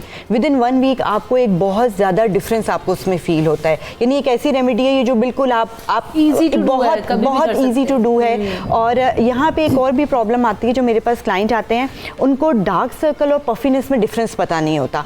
अक्सर लोग अपने आंखों की पफिनेस को डार्क सर्कल लेके ट्रीट कर रहे होते हैं। तो पफिनेस इज़ लाइक वो आपकी डिफरेंट जो आपकी इंटरनल कोई आपकी अगर बॉडी में कोई डिसऑर्डर चल रहा है उसकी वजह से हो सकता है। फॉर पफिनेस आप थायराइड का अपना टेस्ट जरूर करवाएं। अच्छा, ये जो कंसीलिंग कर रहे होते हैं मेकअप से पहले, कंसीलर्स आ गए बहुत तरह के, 4-5 कलर के तो अब कंसीलर्स हैं, वायलेट, ग्रीन, क्रीम कलर के, डार्क एंड लाइट टोन्स में, ब्राउन में, डार्क ब्राउन में। तो ये कंसीलर जो है वो किस हद तक जो है ना वो डार्क सर्कल्स को कवर करने में जो है वो आपको हेल्प करते हैं? और सेकेंडली किस तरह के टोन्स पे, स्किन टोन्स पे कौन सा कलर जो है कंसीलर का वो चूज करना चाहिए? क्योंकि अक्सर हमने ये भी देखा है कि बहुत डार्क सर्कल्स पर लाइट कलर का कंसीलर लगाए तो वो अजीब ही रंग निकल आता है, वो डार्क भी नहीं रहता, ना वो गोरा होता है, ना वो ग्रे हो जाता है, ग्रे हो जाता है। इसमें दो चीजें हमारे पास आती हैं, एक हम कहते हैं कलर करेक्टर। कलर करेक्टर क्या है कि आपकी फेस जो कि हम मेकअप करने से पहले कैनवस तैयार कर रहे होते हैं, उसमें हमें कलर करेक्टर का इस्तेमाल हमें पता होना चाहिए। फॉर डार्क सर्कल, जहां पे भी आपका ब्लैक निशान है, डार्क सर्कल है, उसके लिए ऑरेंज कलर या रेड कलर का जो है कलर करेक्टर हम यूज करते हैं। अगेन यहाँ पे टेक्निक की बात आ जाती है।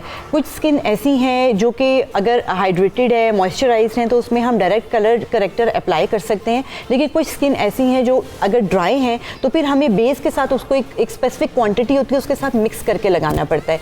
लोगों का यहाँ पे अनफॉर्चुनेटली पाकिस्तान में जो सबसे ज़्यादा मुझे प्रॉब्लम मैं देख रही हूँ वो ये अपनी जो उनका एक्चुअल कॉम्प्लेक्शन है फेस का, वो उसको फॉलो नहीं करते। वो बस कहते हैं हमें वाइट कलर की बेस लगा दें, वाइट कलर की बेस।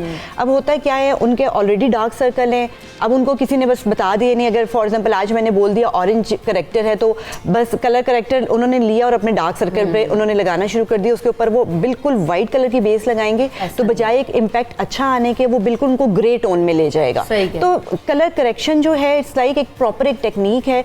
सेकेंडली कंसीलर लोग यूज करते हैं। कंसीलर आपकी स्किन टोन से सिर्फ एक नंबर जो है वो लाइट होना चाहिए। आजकल जो कि कट क्रीज का बहुत ज्यादा फैशन है, तो लोग बहुत वाइट कलर की क्रीज यूज करते हैं। आंख के ऊपर तो आपका आई शेडो लग गया, कवर हो गया, लेकिन वही आप जब कंसीलर आंख के नीचे यूज करते हैं तो ऊपर से कलर तो आप बेस के साथ भी कर सकते हैं, तो मेकअप टेक्निक्स में आता है बिल्कुल। लेकिन आप जब वही जैसे कैनवस खूबसूरत नहीं होगा तो फिर मेकअप ऑलरेडी आपका अच्छा नहीं होगा, आपका पेंटिंग अच्छी नहीं होगी। तो वैसे जितना मेकअप करती हैं खवातीन, पेंटिंग जितना ही हो जाता है आपका। सुबह सवेरे पाकिस्तान, सुबह सवेरे पाकिस्तान। साइमा हमें कॉल करिए। अस्सलाम वालेकुम साइमा। हेलो, अस्सलाम वालेकुम। जी वालेकुम सलाम। जी साइमा, क्या सवाल करना चाहती है? जी मैं डॉक्टर अली से सवाल करना चाहती हूँ। पूछिए, सुन रहे हैं आपको। जी डॉक्टर साहब, ये जो चेहरे पे दाने निकल आते हैं इनका क्या इलाज है, और दानों के बाद जो निशान रह जाते हैं उसके बारे में भी थोड़ा सा बताइए। ओके ठीक है, मैं बताता हूँ। पूछ लेते हैं, एक और कॉलर को शामिल कर लेते हैं। मोहम्मद रफीक हमारे साथ मौजूद हैं। अस्सलाम वालेकुम रफीक। वालेकुम सलाम जी। मैं जब कलर लगाता हूँ तो उसमें दाने से निकल आते हैं, जबकि मेरे होंठ भी है ना स्याह हो चुके हैं। ठीक है, कलर लगा। हाँ जी, एलर्जी है, hair dye allergy. Hair dye, अच्छा ठीक है, तो बताइए। मैं दोनों के बारे में बात करता हूँ। तो पहले वो दानों वाले ने उन्होंने क्या था, वो कहते हैं दाने, तो दाने यार पिंपल्स, एक्नी जिसको कहते हैं, बहुत कॉमन है। बच्चों को यंग एज के अंदर ये निकल आते हैं, और कईयों के अंदर होता है जो जेनेटिकली एक्नी आती है, अगर माँ बाप से आ रही है तो समझ लें फिर ये सालों साल चलती है। अब इसका एक प्रॉपर मुकम्मल इलाज आ गया, इसका एक ट्रीटमेंट है इसमें एक केमिकल है जिसको आइसोट्रेटिनोइन कहते हैं, एक दवाई है, वो दी जाती है, ओरली दी जाती है। अबाउट 5 से 6 माह का इलाज है, और वो according to the body weight वगैरह देख रहे होता है। तो उनके लिए ये है कि वो किसी भी डर्मेटोलॉजिस्ट को दिखाएं, ये दवाई दी जाती है जिससे 80 to 90% दाने हमेशा के लिए ख़त्म हो जाते हैं। उसके साथ क्रीम्स साथ ही में क्रीम्स दी जाती हैं। दानों के लिए सिर्फ वो दिया जाता है, साथ ही में निशानों के लिए क्रीम्स देते हैं, क्योंकि ये दाने अपने निशान छोड़ते हैं, तो इसलिए वो क्रीम्स दी जाते हैं जिससे निशान ख़त्म हो जाते हैं। अगर दाने नहीं ट्रीट करेंगे, स्कार पड़ जाएंगे, गड्ढे जो पड़ जाते हैं वो कभी ठीक नहीं होते, इसलिए वो उनको एहतियात इस चीज़ की करनी है, पहले जाके डॉक्टर को दिखाना है। ठीक है। और सेकंड उन्होंने कहा कि मुझे हेयर डाई एलर्जी है, वो उन्होंने कहा जब मैं लगाता हूँ मेरे दाने निकल आते हैं हेयर डाई। यहाँ बड़ी इंपॉर्टेंट बात मैं बताना चाहूँगा कि हेयर डाई वो चीज़ है कि जिसके अंदर एक केमिकल डाला होता है। जितने हेयर डाइज हैं उसमें पैराफिनाइल डायामीन, ये केमिकल है PPD। लोग समझते हैं अमोनिया कर रहा होता है, ये गलत कॉन्सेप्ट है। अमोनिया नहीं करता, ये पैराफिनाइल डायामीन एक केमिकल है जो कलर देता है, और वो उसको एलर्जी। एक शख्स हमारे पास आता है, वो कहता है मुझे 20 साल से मैं एक ही ब्रांड का डाई लगा रहा हूँ, आज भी वो लगाया तो मुझे एलर्जी हो गई है। हम उनको बताते हैं अब सारी ज़िंदगी आप एलर्जिक हो गए हैं, आप ये डाई नहीं लगा सकते, क्योंकि आपकी स्किन एलर्जिक होगी, जब लगाएंगे दोबारा होगा। जिससे उन्होंने कहा मैंने जब लगाता हूँ मेरे दाने निकल आते हैं, चाहे वो पिछले 10 साल से लगा रहे हों। अब एक दफ़ा वो हो गया, अब उनको अपना ब्रांड चेंज करना है, उनको कहने कि किसी और ब्रांड पे जाएं। अब तो लेटेस्ट आ गए हैं जिसके अंदर ये केमिकल्स नहीं डले हुए, वो वाले डाइज आ गए हैं। ठीक है, केमिकल फ्री डाई यूज करें। अच्छा, एक अमोनिया फ्री डाई जिसे हम कहते हैं, ताकि वो आपके जो ना बाल भी कम, आपका डैमेज कम होता है। अच्छा, एक और चीज हमने बात करनी है, आज जो डार्क लिप्स हो जाते हैं, डॉक्टर साहब इसके पीछे रीजंस क्या होते हैं? ये जो लिपस्टिक्स वगैरह बहुत ज्यादा इस्तेमाल करते हैं, स्मोकिंग करते हैं, और क्या रीजन? अच्छा, ये भी दो किस्म की चीज़ें होती हैं। जैसे हमने आंखों का बोला, एग्जैक्टली वही है। जेनेटिकली भी आते हैं डार्क लिप्स, दो तरीके के होते हैं। एक तो जेनेटिकली आए, पेरेंट्स के अंदर अगर डार्क लिप्स हैं, दूसरा आते हैं डिजीज़ की वजह से, और तीसरा आते हैं कि ये जिसने आपने कहा ना स्मोकिंग से और इन चीज़ों से। अब जो डिजीज़ से आए वो तो कोई बीमारी आई, चली गई, अपने डार्क लिप्स छोड़ के चली गई, पोस्ट इन्फ्लेमेटरी हाइपर पिगमेंटेशन देके चली गई। जो तीसरी चीज़ आती है, दैट वेरी इंपॉर्टेंट, स्मोकिंग। याद रखें स्मोकिंग क्या करेगी। Smoking is such a bad thing कि जिसे हमारी बॉडी से ऑक्सीजन लेवल्स कम कर देने हैं। सब कुछ हमारी बॉडी में जो चल रहा है ऑक्सीजन में, ब्लड में जो ऑक्सीजन लेवल्स हैं उसका अगर वो कमी है तो हमारी जो खून की नालियाँ होंठों पे और आंखों के अराउंड चल रही है इतनी बारीक होती हैं कि उनमें ऑक्सीजन की कमी हो जाती है और वहाँ पर से डार्कनेस स्टार्ट हो जाती है। एक दफ़ा ये डार्कनेस आ जाए, अगर ये वाले लिप्स डार्क हो जाएँ, स्मोकिंग से हो रहे हैं, फिर कॉन्टैक्ट एलर्जी से होती हैं, लोग लिपस्टिक्स ऐसी आम बेचारे नहीं अच्छी वाली इस्तेमाल कर सकते, लोकल कोई है या एक्सपायर्ड लिपस्टिक हैं, आप जब वो लगाएंगे तो कॉन्टैक्ट एलर्जी आएगी, पहले वहाँ एक्जिमा चंबल बनेगा, उसके बाद वहाँ काले लिप्स होने शुरू हो जाएंगे। अच्छा, अब ये जो लिप्स हो जाते हैं काले, तो बहुत सारी रेमेडीज भी बताई जाती हैं, फूड्स बताए जाते हैं, जैसे चुकंदर जो का जूस लगा लें और बहुत डिफरेंट चीज़ें होती हैं, तो हम खा क्या सकते हैं और लगा क्या सकते हैं, कुछ बताएं आयशा। अच्छा, इसमें जो चीज़ सबसे इंपॉर्टेंट आती है वो आती है हमारे ऑयल्स का इस्तेमाल, क्योंकि वो हीलिंग करते हैं। जैसे आलमंड ऑयल जो है वो डाइट में भी लिया जा सकता है, ज़ाहिर उसको एक्सटर्नली भी लगाया जा सकता होगा, लेकिन जो इंटरनली चीज़ ली जा सकती है वो ज़्यादा इफेक्टिव है। आलमंड ऑयल का इस्तेमाल आप कर सकते हैं, नट्स का आप इस्तेमाल कर सकते हैं, सीड्स जैसे अलसी के बीज हो गए या जितने हमारे पास ये बीज आ जाते हैं इनका हम इस्तेमाल कर सकते हैं, तुखम दाऊदी, तुख मलंगा वगैरह का, क्योंकि इसके अंदर विटामिन के का भी कंटेंट अच्छा होता है। जैसे मैंने पहले बताया, विटामिन के बेसिकली एक एंटीऑक्सीडेंट है, वो हीलिंग का भी आपको इफेक्ट देगा। जितने आपके बॉडी के अंदर जहरीले मवाद हैं वो उसको बॉडी से खारिज करने में मददगार साबित होगा। टमाटर, गाजर, जो रेड जितनी भी चीज़ें होती हैं, कहते हैं कि इससे हो जाएगा आपका। कहते हैं कि ये अनार वगैरह का इस्तेमाल जो है, जितने आपके पास रेड फैमिली आ जाती है, स्ट्रॉबेरीज वगैरह आ जाती है, इसके इस्तेमाल के साथ जो होंठ हैं वो पिंक होते हैं, लेकिन इसका साइंटिफिकली कोई एविडेंस नहीं है। हाँ, ये हो सकता है कि कॉस्मेटिक्स में हो कि एक्सटर्नली आप लगाते हो तो ये चीज़ें बेहतर कर सकती हैं वगैरह काफ़ी, बिल्कुल, लेकिन मेडिकल में इसका कोई सच कॉन्सेप्ट। अच्छा, सेमी परमानेंट मेकअप बहुत आ गए हैं, क्योंकि अगर कुछ लोग आते हैं मेरे पास, बहुत यंग बच्चियाँ हैं, ऑब्वियसली स्मोकिंग अब आजकल यहाँ पे भी बहुत कॉमन हो गई है और बच्चों में बहुत ज़्यादा ये चीज़ है, जिसकी वजह से उनकी ऑलरेडी स्किन बहुत सेंसिटिव, बच्चों की नाजुक होती है और वो ज़्यादा ब्लैक लिप्स के साथ में हमारे पास आते हैं। उसमें एक ही हमारे पास जो, अगर हम कॉस्मेटिक इंडस्ट्री की तरफ बात करें तो कुछ तो हम लोग वही अगेन होम रेमेडीज़ वगैरह हम लोग कुछ आपको ऑफर कर रहे होते हैं। सेकेंडली हम आपको यही कहते हैं कि फिर आपके पास सेमी परमानेंट एक मेकअप हमारे पास एक न्यू टेक्नोलॉजी आई है, आप उसको आप अवेल कर सकते हो। उसमें होता है कि आपके जो लिप्स हैं उन पे लाइट सा कलर हम लोग कर देते हैं, क्योंकि हर वक्त आप लिपस्टिक कैरी करके नहीं रख सकते हो, तो वो कब तक जो है वो स्टे करता है? ये डिफरेंट है, ये वेरी करता है, फ्रॉम 4 मंथ टू 6 मंथ्स आपका है, बिल्कुल। लेकिन मैं हमेशा कहती हूँ अगर इस किस्म के जो भी प्रोसेस हैं वो प्लीज़ थोड़े से पैसे बचाने के लिए किसी कोई लोकल नहीं जाएं, जहाँ पे आपको सर्टिफाइड लोग ये काम कर रहे हैं, सिर्फ आप वहीं पे जाके यहाँ काम करवाएं, क्योंकि करने वाले यहाँ पे बहुत से लोग कर रहे हैं, लेकिन बाद में इसके बहुत ज़्यादा साइड इफेक्ट्स हैं। फैसल हमारे साथ मौजूद है, अस्सलाम वालेकुम। मुझे मेरे 2 प्रॉब्लम्स हैं। एक तो मुझे जो डार्क सर्कल्स हैं इसके बारे में मैंने पूछना है कि मेरी अवल तो इनहेरिटेड भी है, मेरी पूरी फैमिली में के डार्क सर्कल्स हैं, लेकिन मुझे ग्लासेस लगे हुए हैं, तो मैं इसको रिमूव करना चाहता हूँ कि इसका क्या हाल है, कोई होम रेमेडी हो या उसकी मेडिसिन हो या कितना हो।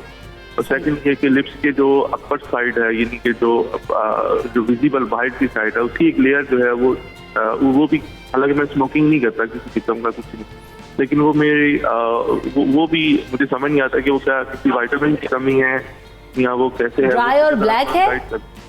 ड्राई और ब्लैक। ठीक है फैसल। तो शीबा, आपने कहा कि कुछ होम रेमेडीज भी आप लोग बताते, तो ड्राई एंड ब्लैक लिप्स के लिए वो क्या कर सकते हैं? अच्छा, इसमें ये कर सकते हैं कि अगर ये स्मोक भी नहीं करते और फिर भी इनके ड्राई हैं, तो उसमें आप वेजलीन के साथ शुगर को मिक्स करके अगर अपने लिप्स पे अगर आप स्क्रब करते हैं, यानी 1 दिन छोड़ के करना है, क्योंकि ऑब्वियसली जो शुगर वैसे तो बहुत सबसे इफेक्टिव जो है स्क्रब है, अगर आप इन दोनों को मिलाकर आप अपने रोज़ाना रात को स्क्रब करें और उसके बाद आप देखेंगे तकरीबन 15 डेज़ में आपको काफ़ी ज़्यादा फ़र्क फील हो जाएगा।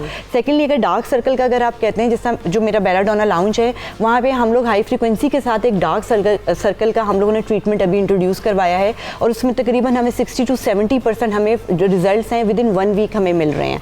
तो अगर ये चाहते हैं तो ये वहाँ पे विजिट कर सकते हैं और इस टेक्नोलॉजी को वो कर सकते हैं। अगर जेनेटिक है तो फिर ऑब्वियसली उसमें, लेकिन बात बार-बार डॉक्टर साहब याद रखें कि जो डार्क सर्कल्स और लिप्स हैं, ये जो चीज़ें होती हैं ना, जिस तरह आपने कहा खाने पीने से, बिल्कुल दीज थिंग्स आर गुड, जिस तरह बता रही थी अभी, मगर इनसे कभी किसी डार्क सर्कल ने ठीक नहीं होना, याद रखें, या डार्क लिप्स ने नहीं होना। They are good for skin, better health के लिए, सब चीज़ों के लिए, दे आर बेटरमेंट के लिए। अगर ठीक होना है, बेटर होना उस चीज़ ने, तो किसी क्रीम से होना है। और प्लीज़ मैं यह कहना चाहूँगा, कोई मार्केटेड क्रीम्स नहीं लेनी जिनमें स्टीरॉयड या मर्क्यूरी डला होगा। ऑलरेडी स्किन पतली होती है आपकी आंखों के अराउंड या लिप्स के अराउंड, वहाँ पर thinning of the blood vessels, अपनी थिन स्किन हो जाएगी कि ब्लड वेसल्स ऊपर आ जाएंगी। उसके लिए मेडिकेटेड क्रीम्स हैं बिल्कुल, जिसमें आर्बुटीन है, लाइकोराइस है, मैप है, सैप है, ये कुछ ऐसी मेडिकल की चीज़ें हैं कि जो लगाएं जिससे बेटरमेंट आती है, इम्प्रूवमेंट आती है। ख़त्म नहीं हो सकते ये वाला, और हमेशा लगाने से ही होगा। खाने से एंटीऑक्सीडेंट सब जितने मर्जी ले लें, विटामिन ई, विटामिन सी, जितनी भी चीज़ें हैं। अच्छा, अच्छी लिपस्टिक चूज करते वक्त किस चीज़ का ख्याल रखें? क्योंकि अक्सर देख रहे थे ख़वातीन लिपस्टिक एक्सपायर होने का ही पता नहीं चलता है और वो लगा रही होती हैं, तो अच्छी लिपस्टिक का एक एक्सपायर होने का कैसे पता चलता है शिबा? और फिर लिपस्टिक चूज करते वक्त क्या चीज़ देखनी चाहिए? देखिए, जो भी कॉस्मेटिक्स होती हैं, जो भी उनकी पैकिंग होती है, उनके ऊपर उनकी लाइफ लिखी होती है कि वंस अगर वो ओपन होते हैं तो किसी की लाइफ 1 ईयर होती है, किसी की 1 से 1.5 साल होती है। मैक्सिमम मेकअप की जो लाइफ स्पैन है, आप किसी भी ब्रांड का उठा लें, वो 1.5 साल से ज़्यादा नहीं है। मैंने जब लास्ट टाइम भी शो किया था, मैंने तब भी कहा था, और हमारी शायद कोई लाइव कॉल भी थी, कि मेरे 3-4 साल से मेरे ड्रेसिंग टेबल पर मेरी एक जो पैलेट पड़ी है, मैं उसको यूज़ करी, तो मैं बहुत कैटेगोरिकली कहती हूँ कि स्किन हमारे लिए बहुत इंपॉर्टेंट है। ठीक, आपने जब एक प्रोडक्ट खोल लिया, यानी मस्कारा अगर आपने खोल लिया, तो फिर उसका आपका 1.5 साल से ज़्यादा आप उसको खोलने के बाद आप उसको नहीं रख सकते। मैक्सिमम डिस्कार्ड कर देनी चाहिए, क्योंकि लिपस्टिक तो एक लिपस्टिक ले लो कितने टाइम, लेकिन नहीं, जो लिपस्टिक है वो 6 मंथ्स का टाइम पीरियड है, क्योंकि लिप्स का डायरेक्ट कनेक्शन है आपके माउथ के साथ। आप जो खाते हो पीते हो, उसके पार्टिकल्स जो हैं वो आपके अंदर जा रहे होते हैं, तो इसको मैक्सिमम 6 मंथ्स का टाइम है। लेकिन अनफॉर्चुनेटली लोग जब तक उसको ख़त्म नहीं हो जाते तब तक वो यूज़ कर रहे होते हैं। सेकंड, एक और इम्पॉर्टेंट बात कि आजकल लोगों ने एक चीज़ कि वो जो लिप पेंसिल है, वो बेसिकली वो पूरे अपने लिप्स पे उसको लगा लेते हैं एक शेड बनाने के लिए। जो पेंसिल है उसके जो पार्टिकल्स हैं वो बहुत ज़्यादा छोटे छोटे होते हैं, वो आपके अंदर स्टमक तक जाते हैं, उससे आपको बहुत इश्यू होता है। तो लिपस्टिक इज लाइक, अगर आप अच्छे ब्रांड की यूज़ करें, मैं ये कहती हूँ आप अच्छा ब्रांड का यूज़ करें, आप 1 से सिर्फ 2 शेड्स अपने पास रखें जो कि हर स्किन को टोन को मैच कर रहा होता है, बजाय आप 10 सस्ती लेने के बजाय अच्छे ब्रांड्स में जाएं। और अच्छे ब्रांड्स 2-3 हैं यहाँ पे, अगर आप चाहें तो आप उनको यूज़ कर ऐसा ही है। तो आयशा, जब हम बात करते हैं कि एक अच्छा जो है ना वो आपका फेस लगे, तो उसके लिए बहुत ज़रूरी है कि आपका जो डार्क सर्कल्स भी ना हो। विदाउट मेकअप की हम बात कर रहे हैं, क्योंकि हर वक्त तो आप जैसे विशिबा भी कहती है, हर वक्त मेकअप कैरी नहीं कर सकते। और पिछले दिनों एक कॉलर आए तो उन्होंने कहा कि मैं चाहता हूँ कि मेरी बेगम तैयार रहे और वो किचन में भी जाए तो तैयार होकर जाए। उन्होंने बोला कि उनकी जरा नेचुरल ब्यूटी पे काम करे, ताकि तो नेचुरल ब्यूटी कैसे एनहांस कर सकते हैं कि डार्क सर्कल्स ना हो, पिंक लिप्स हो, ग्लोई सा फेस हो, कुछ टिप्स दें आयशा। देखिए, जैसे डॉक्टर साहब ने भी अभी कहा कि अगर किसी का जेनेटिकली ये मसला है या किसी बीमारी की वजह से मसला है, हम डाइट से कभी ना डार्क सर्कल्स ठीक कर सकते हैं ना लिप्स को ठीक कर सकते हैं। हाँ, उसके ट्रीटमेंट को हम मजीद ये कह सकते हैं कि थोड़ी हेल्प आउट उसको कर सकते हैं, कि बजाय इसके कि हम डाइट भी और ख़राब कर रहे हैं तो ट्रीटमेंट ही काम नहीं कर रहा। तो बहरहाल उसके लिए बैलेंस डाइट आ जाती है। आपने अपनी डाइट में हर चीज़ रखनी है। हमारे बेसिक 5 फूड ग्रुप्स होते हैं, जिसके अंदर सबसे ऊपर आते हैं कार्बोहाइड्रेट्स, रोटी, चावल, ब्रेड वगैरह इसके अंदर आ जाते हैं। 6 to 11 सर्विंग्स इसकी हमने डेली लेनी है। दूसरा ग्रुप आता है प्रोटीन का, जिसके अंदर दालें आ जाती हैं, गोश्त, मछली, अंडे वगैरह इसके अंदर आ जाते हैं। 2 to 3 सर्विंग्स इसकी हमने डेली लेनी है। थर्ड ग्रुप आता है डेयरी का, दूध, दही वगैरह। दूध दही से यूजुअली मैंने देखा है कि ख़वातीन को वर्जन होती है, वो दूध कहती हैं कि हम बिल्कुल दूध नहीं पी सकते तो दही ले लें। कोई ना कोई फॉर्म चेंज करके आपने कैल्शियम भी लेना है अपने अंदर और डेयरी सर्विंग भी लेनी है। चीज बैलेंस डाइट का होना बिल्कुल जरूरी है, ताकि हर चीज आपकी उससे फिर हम अक्सर चीजें देख रहे थे कि जितने भी इश्यूज होते हैं वो उसमें डाइट बहुत ज्यादा मैटर करती है।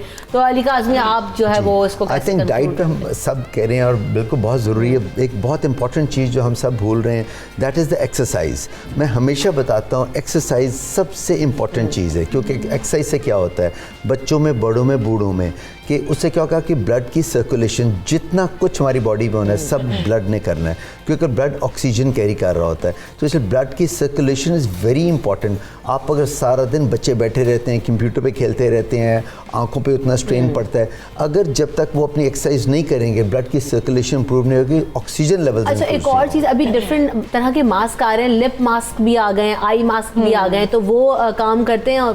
क्विकली बता दीजिए। नहीं, देखें काम तो करते हैं मगर वक्ती तौर के लिए है, बिल्कुल वक्ती तौर के लिए। तो हाइड्रेट आप उनको कर सकते हैं, अच्छा, लेकिन लोगों को उम्मीद नहीं छोड़नी चाहिए। जी, मैं कह रही हूँ उम्मीद नहीं छोड़नी चाहिए कि कुछ भी नहीं हो सकता है, अच्छे ख्याल बिल्कुल ऐसे जो आप कर सकते हैं अपने तौर पर वो बिल्कुल करें, और अगर ज्यादा प्रॉब्लम है तो कंसल्टेंट्स मौजूद हैं, आप अच्छी जगह पे जाएं और अपनी जना वो प्रॉब्लम शेयर करें।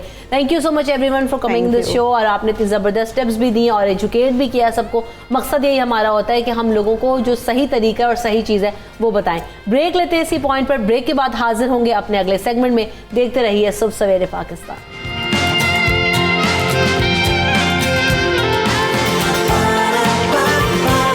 सुबह सवेरे पाकिस्तान,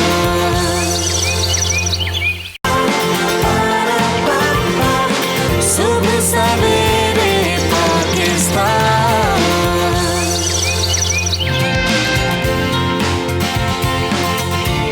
तो जनाब, सफाई रखें, किस हद तक रखें और कैसे रखें, ऐसा मकसद बिल्कुल भी नहीं है कि आपने घर गंदा छोड़ना है, साफ़ सुथरा रखना है, लेकिन किन चीज़ों का इस्तेमाल करना है या किन चीज़ों से बचना है। क्योंकि अक्सर हम देख रहे होते हैं कि बहुत सारे जो हम घर में स्प्रेज यूज़ कर रहे होते हैं, जब मॉप वगैरह लगाया जाता है, पोछा लगाया जाता है, तो उसके अंदर केमिकल्स का हम इस्तेमाल कर रहे होते हैं। तो वो किस तरह से होना चाहिए कि हमारी सेहत को भी नुकसान ना पहुंचे। बच्चे क्योंकि छोटे अगर होते हैं तो वो फ्लोर पे घूम रहे होते हैं, तो आप फ्लोर गंदा भी नहीं छोड़ सकते हैं। तो हमने कैसे प्रोटेक्ट करना है और कैसे बचाना है, अपनी सेहत का कैसे ख्याल रखना है, मच्छरों से भी तहफ़्फ़ुज़ करना है, तो स्प्रेज वगैरह किए जाते हैं, कॉइल्स वगैरह यूज़ किए जाते हैं। कैसे करें कि मच्छर भी ना आए और आपकी सेहत को भी नुकसान ना, क्योंकि रेस्पिरेटरी इश्यूज़ होते हैं, सांस के मसाइल होते हैं, और क्या क्या इश्यूज़ होते हैं, तमाम चीज़ों पर बात करेंगे। हमारे साथ एक्सपर्ट्स मौजूद हैं, हमें ज्वाइन कर रहे हैं डॉक्टर सईद आफ्ताब साहब, वेलकम करेंगे उन्हें शो में, और साथ साथ डॉक्टर अदनान अरशद साहब भी मौजूद हैं, दोनों फैमिली फिजिशियन हैं, चाइल्ड एक्सपर्ट हैं, तो चाइल्ड स्पेशलिस्ट हैं, उनको दोनों को वेलकम करते हैं शो में। तो सबसे पहले अगर हम बात करते हैं डॉक्टर सईद के, घरों में हम देख रहे होते हैं बच्चों से, क्योंकि पर्टिकुलरली बच्चे बहुत नाजुक होते हैं, उनकी इम्यूनिटी इतनी स्ट्रांग नहीं होती, और ज़मीन पे घूमना उन्हें बहुत पसंद है, चाहे बच्चे क्रॉल कर रहे हो या अक्सर मेरा तो जो छोटा बेबी हो तो हर चीज़ ज़मीन से उठा के उसने मुंह में डालनी है। तो साफ़ ज़रूर होना है, लेकिन किस तरह की चीज़ों का इस्तेमाल कर सकते हैं, जो प्रोडक्ट्स और केमिकल्स अवेलेबल होते हैं उनको किस हद तक आप यूज़ करें? बहुत मेहरबानी रमशा ये दावत देने की। ये एक बहुत इम्पॉर्टेंट टॉपिक है और उसके ऊपर बहुत ज़्यादा पिछले 10 सालों में अब डिबेट हो रही है। बिल्कुल ऐसे कहा यह जा रहा है बहुत मतलब कि सिंपल अल्फाज में कि जो चीज़ आप खा नहीं सकते और उससे आपके सेहत पे कोई मुज़र असरात ना हो या ज़्यादा ना हो, या आप कोई चीज़ अपनी स्किन पे लगा नहीं सकते, तो उसको सफाई में इस्तेमाल मत करें। अच्छा, अब ये बात जो है काफ़ी गहरी है, से कि हम जो चीज़ें या केमिकल्स यूज़ करते हैं सफाई में, वो तो आप समझें कि उसमें तजाबियत भी है, उसमें क्या कुछ नहीं है। तो अब बात ये आती है कि आप कौन सी ऐसी चीज़ है जो आप खा भी सकते हैं और आप उसको अगर आपके जिस्म पे लग भी जाए तो वो उससे कोई मुज़र असरात नुकसान ना हो। तो वो आप सोचें कि जिस तरह विनेगर है, जिसको हम क्या कहते हैं, सिरका हम इस्तेमाल कर सकते हैं, सॉल्ट है, मतलब कि नमक है, लेमन है, ऐसी कई चीज़ें हैं। अच्छा, ये बहुत ही डाइल्यूट फॉर्म, जो बहुत ही डाइल्यूट फॉर्म इसका हाइड्रोजन पेरोक्साइड या सोडा है। सोडा को अगर आप सोडा जो आता है सफ़ेद सोडा, वो अगर आप मिलाएं, उससे आप चीज़ें अपने काउंटर टॉप्स, अपने जो फ़र्श है, ये साफ़ किए जा सकते हैं। सो इस तरह की ऑर्गेनिक चीज़ें बहुत सारी मौजूद हैं जो हम ज़माने भर से इस्तेमाल करते हुए आए हैं। पिछले कुछ 100 साल या 50 सालों में अब हमारे पास ऐसे केमिकल्स आ गए हैं कि जनाब फटाफट चीज़ें साफ़ हो जाएं, फटाफट जरासीम मर जाएं और उनके मुज़र असरात भी अब सामने आने लगे हैं। अच्छा, बच्चों के ऊपर इसका क्या इम्पैक्ट होता है उस पर भी ज़रा बात करेंगे। क्या ये वाकई चीज़ें जरासीम मारती हैं फ्लोर के ऊपर अगर फर्श लगाए, हम किचन स्लैब्स वगैरह साफ़ कर रहे होते हैं तो? हाँ जी, थैंक यू रमशा, सवाल बहुत अच्छा है कि वाकई के ये किलिंग कर रही हैं कि नहीं कर रही। ऑलमोस्ट 100% सर्टेनिटी जो है वो कोई भी ऐसी टेक्निक नहीं है कि जो 100% स्टेरिलिटी दे। जो हम कर रहे हैं, सफाई वगैरह कर रहे हैं, we are actually disinfecting, we are not sterilising. Sterilisation के अपने प्रोटोकॉल्स हैं, you need high temperatures for sterilisation. और नॉर्मली हम जो नॉर्मल डिसइंफेक्टेंट्स यूज़ कर रहे हैं घर में, बेशक वो स्वीप हो या तेज़ाब किसी किस्म का हो या फ्रेशनर्स यूज़ कर रहे हैं, उसमें कोई ऐसी चीज़ नहीं है कि जो आपको 100% प्रोटेक्शन दे। ऑलमोस्ट आप ये कह सकते हैं कि वी आर प्रोटेक्टेड ऑलमोस्ट 95% या 93% प्रोटेक्शन है, but there are still chances remain कि वो प्रॉब्लम जो है ना वो जर्म्स होंगे। अब इसमें प्रॉब्लम ये आता है कि हमारे जो इफेक्टी जो चिल्ड्रन हैं, they are basically pre schoolers. जो स्कूल जाने से पहले की एज है, दैट इज़ एन एज के जिस पे बच्चे ज़्यादा इफ़ेक्ट होते हैं। ऑब्वियसली जो है ना, आप सफाई करते हैं या डस्टिंग कर रहे हैं या फ्यूमिगेशंस हो रही हैं दूसरा, तो उसमें हम एक चीज़ का ख्याल नहीं रखते कि हमारी जो वेंटिलेशंस जो है ना, वो वेंटिलेशन का प्रॉब्लम हमेशा रहता है। ठीक है, हम लोग आम तौर पे ये करते हैं कि जब स्प्रे करते हैं, we don't let the fans के रनिंग, कि उसको फ़ैन को चलाएं थोड़ी देर के लिए, एटलीस्ट 5-10 मिनट्स जो है ना हम एक ग्रेस पीरियड दें ताकि उसमें जो है ना क्लैरिफाई हो, वो जो फ्यूम्स हैं वो निकल जाएँ। इसी तरह जब हम सफाई करते हैं फर्शों वगैरह की, तो we don't let them dry properly. ठीक है, तो वो बच्चे आ जाते हैं और क्रॉल कर रहे हैं, तो वो प्रॉब्लम्स जो है ना वो काफ़ी करते हैं। तो आप 100% मैं सम अप करूँगा, 100% प्रोटेक्शन ही दे रहे, but majority of these things which we are using, ये जो है ना हमें तकरीबन 93% जो है ना वो दे रही है, प्रोटेक्शन दे रही है। प्रॉब्लम ये होता है कि all these things are made by humans for humans. ठीक है, हम लोगों अब ये चीज़ें सर्टिफाइड होती हैं, जो ऑफिस ऑफ जो सेफ्टी या ऑक्यूपेशनल हेल्थ है USA वगैरह, वो ये ऑथराइज्ड है सारी चीज़ें। अच्छा, इसमें मैं 2-3 चीज़ों की तरफ अब आपने सवाल किया तो उस पर करता चलूँगा निशानदेही।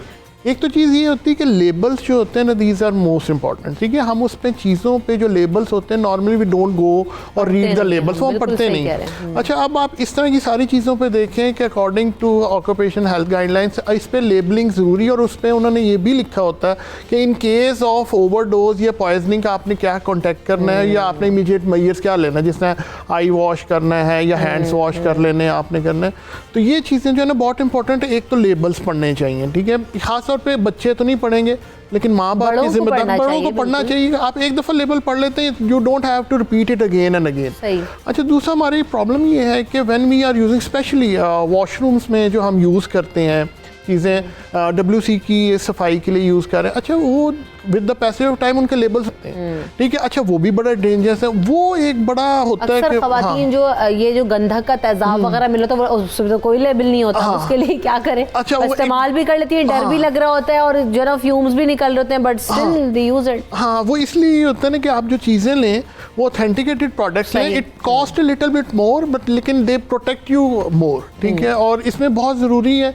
और दूसरा ये होता है कि हमारे एक छोटी सी गलती करते हैं कि अगर हमने थोड़ा यूज़ करना हो चीज़ को, तो हम उसको किसी जो है ना अलहदा किसी बोतल में या किसी प्याली में अलहदा निकाल के रख लेते हैं।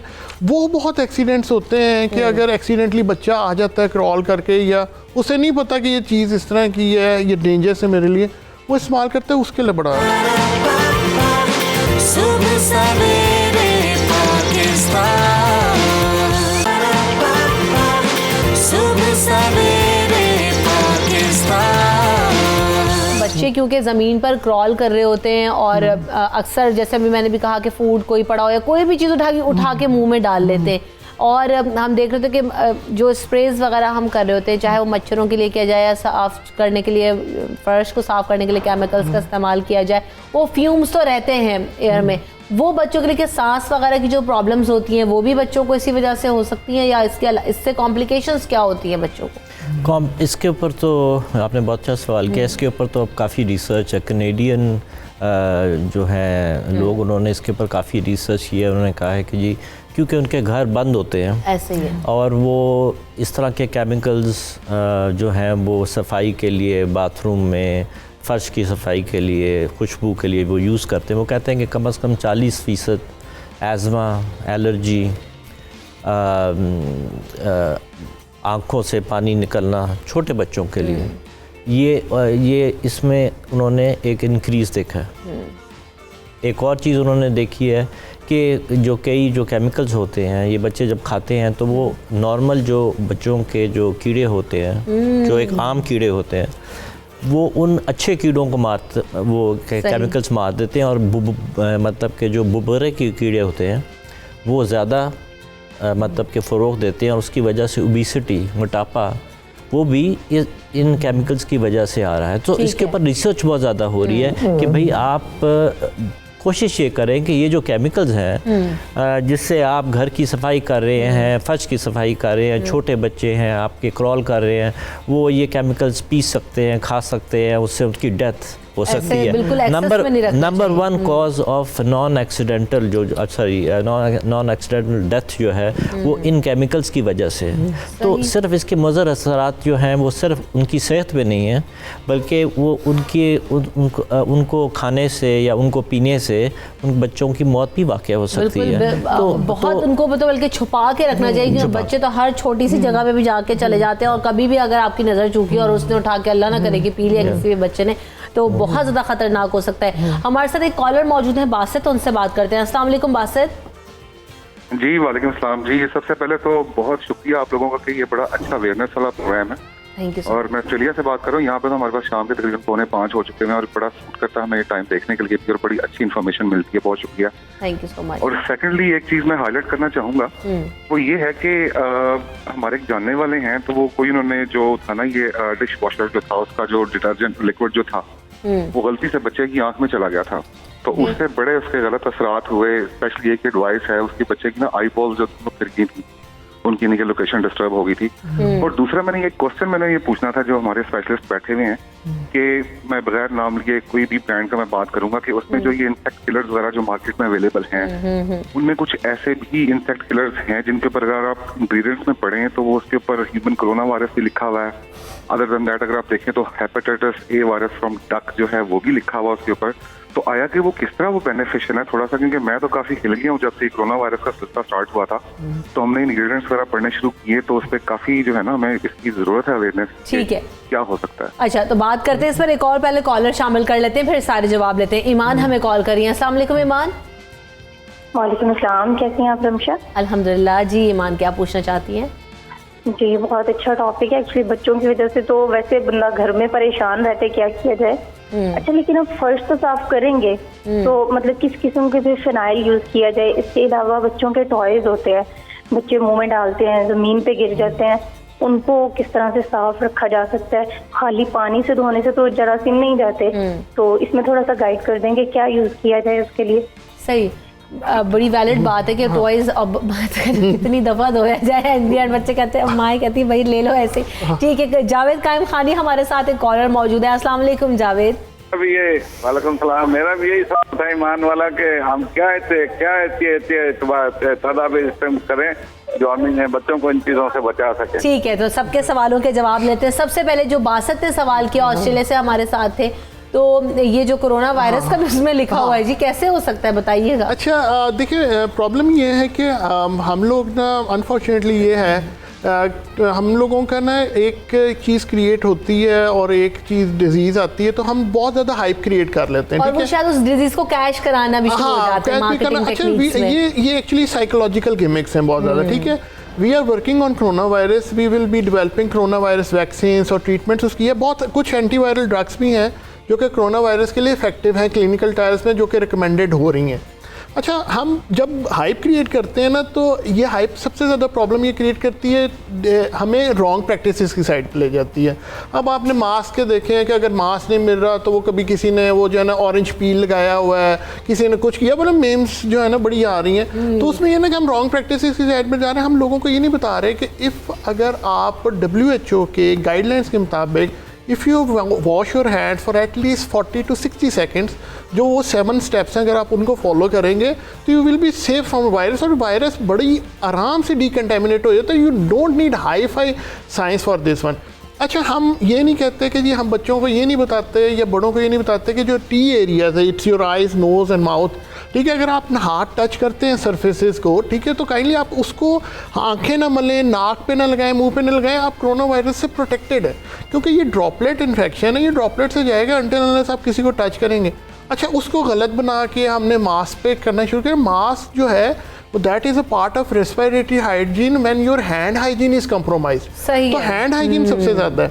अच्छा, जो इनका सवाल था कि जी हम वो उसमें लिखा होता है, उन्होंने बड़ा बड़ा वो अब मार्केटिंग गिमिक्स जा रहे हैं। सही। अच्छा, ऐसी कोई चीज़ नहीं है हेपेटाइटिस ए के लिए, ठीक है, या वो कोरोना वायरस के लिए आप करें, ठीक है, वो डिकंटेमिनेट ज़रूर कर देगा, ठीक है, no doubt, but there are not proven trials for this one. वो ये ना कि एक चीज आ गई तो अब उसको कैश करवाना है, तो वो अच्छा ये जो टॉयज पड़े होते हैं बच्चों के, और उसमें बहुत ज्यादा जो है वो गंदे भी हो जाते हैं, जाहिर सी बात है, फ्लोर पे पड़े हुए हैं, तो क्या करें, उनको कैसे साफ करें? खाली पानी से वो साफ हो जाते हैं, वॉश कर लें या क्या? जैसा मैं ऐसे होते हैं, वॉशेबल भी नहीं होते। अब मैं जैसा आपको शुरू में बता रहा था कि आप वो चीज़ें इस्तेमाल करें कि जो आप जिल्द पे लगा ले या खा ले तो आपके लिए मुज़र ना हो।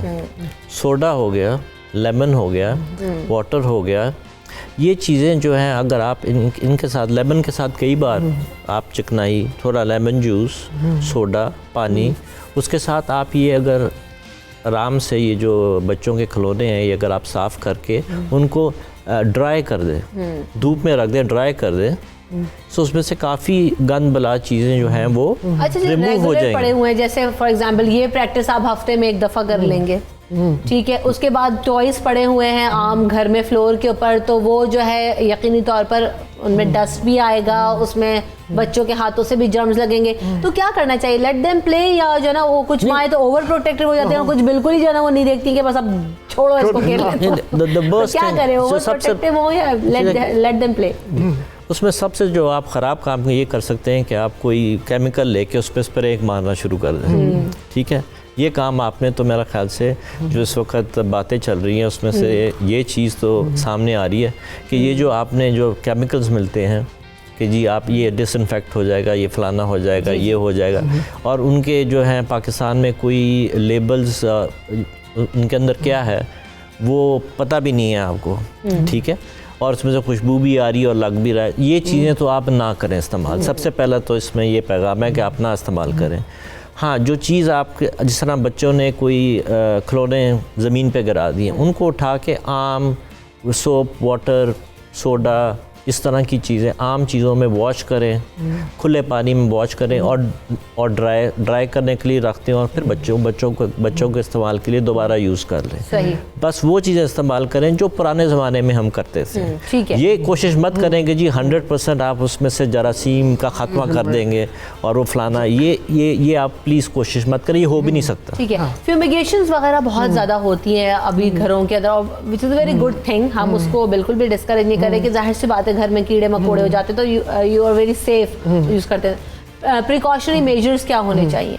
अच्छा, प्रिकॉशनरी मेजर्स में जहाँ तक आपने बात की रमशा, उसमें ये है कि बहुत ज़्यादा ना हम ओवर जब होके चीज़ों को देखते हैं ना तो हम एक्स्ट्रा प्रिकॉशनरी मेजर्स का यूज़ करते हैं जिनकी ज़रूरत नहीं होती। ठीक है। अगर सिंपल ये है कि if you decide some day कि जी मैंने इस दिन पे करनी है, अच्छा अब हाउस होल्ड में सिर्फ जो है ना आप नहीं हैं जो डिसाइड करने वाले हैं, आपने सारे लोगों को देखें कि लोगों की क्या क्या मसरूफियात हैं, ठीक है, मेरे बीवी बच्चे, ठीक है, उनकी क्या, या हस्बैंड हैं या घर में बूढ़े हैं, उनकी क्या रिक्वायरमेंट्स हैं, वो कब घर में ईजीली नहीं हो सकते या उनको बाहर ले जाया जा सकता है। तो आप ये करें कि जब आप प्लान करते हैं, you plan for a day, ठीक है, कि जी मैंने इस दिन करना है, inform all the members of the family कि हम इस दिन करेंगे। अच्छा, उसमें सबसे इंपॉर्टेंट ये होती है कि व्हेन यू स्टार्टेड फ्यूमिगेटिंग, अपने आप को प्रोटेक्ट करें, सबसे बड़ी इंपॉर्टेंट चीज़ है कि अपने आप को प्रोटेक्ट करें तो बाकियों करेंगे। अच्छा, उसमें ये क्या, if you wear A mask that is fine, N95 लेने की जरूरत नहीं, सिंपल मास्क वेयर करके यू स्प्रे, ठीक है, जिस तरह आपका प्लान है कि जी मैंने बेड के नीचे करना ये करना है। अच्छा, उसके बाद आप फिर बचना इस तरह से कि आप, क्योंकि वक्त बिल्कुल खत्म हो गया, तो आप जो है ना वो ब्रेक ले सकते हैं घर में और घर खाली कर दें ताकि जो है ना वो आपकी जो सांस की नाली में वो सारी चीज़ें ना जाए। थैंक यू सो मच, बड़ी ज़बरदस्त। और सबसे अच्छी बात है कि ऑर्गेनिक पे ज़्यादा बिलीव करें, आप देसी चीज़ें इस्तेमाल करें और तो वो आपके लिए नुकसानदेह भी नहीं होंगी। Thank you so much for coming in the show. Program का वक्त खत्म हो गया, हमें फीडबैक ज़रूर दीजिएगा, दुआओं में याद रखिएगा, अपना ख्याल रखें, अल्लाह ने के बाद।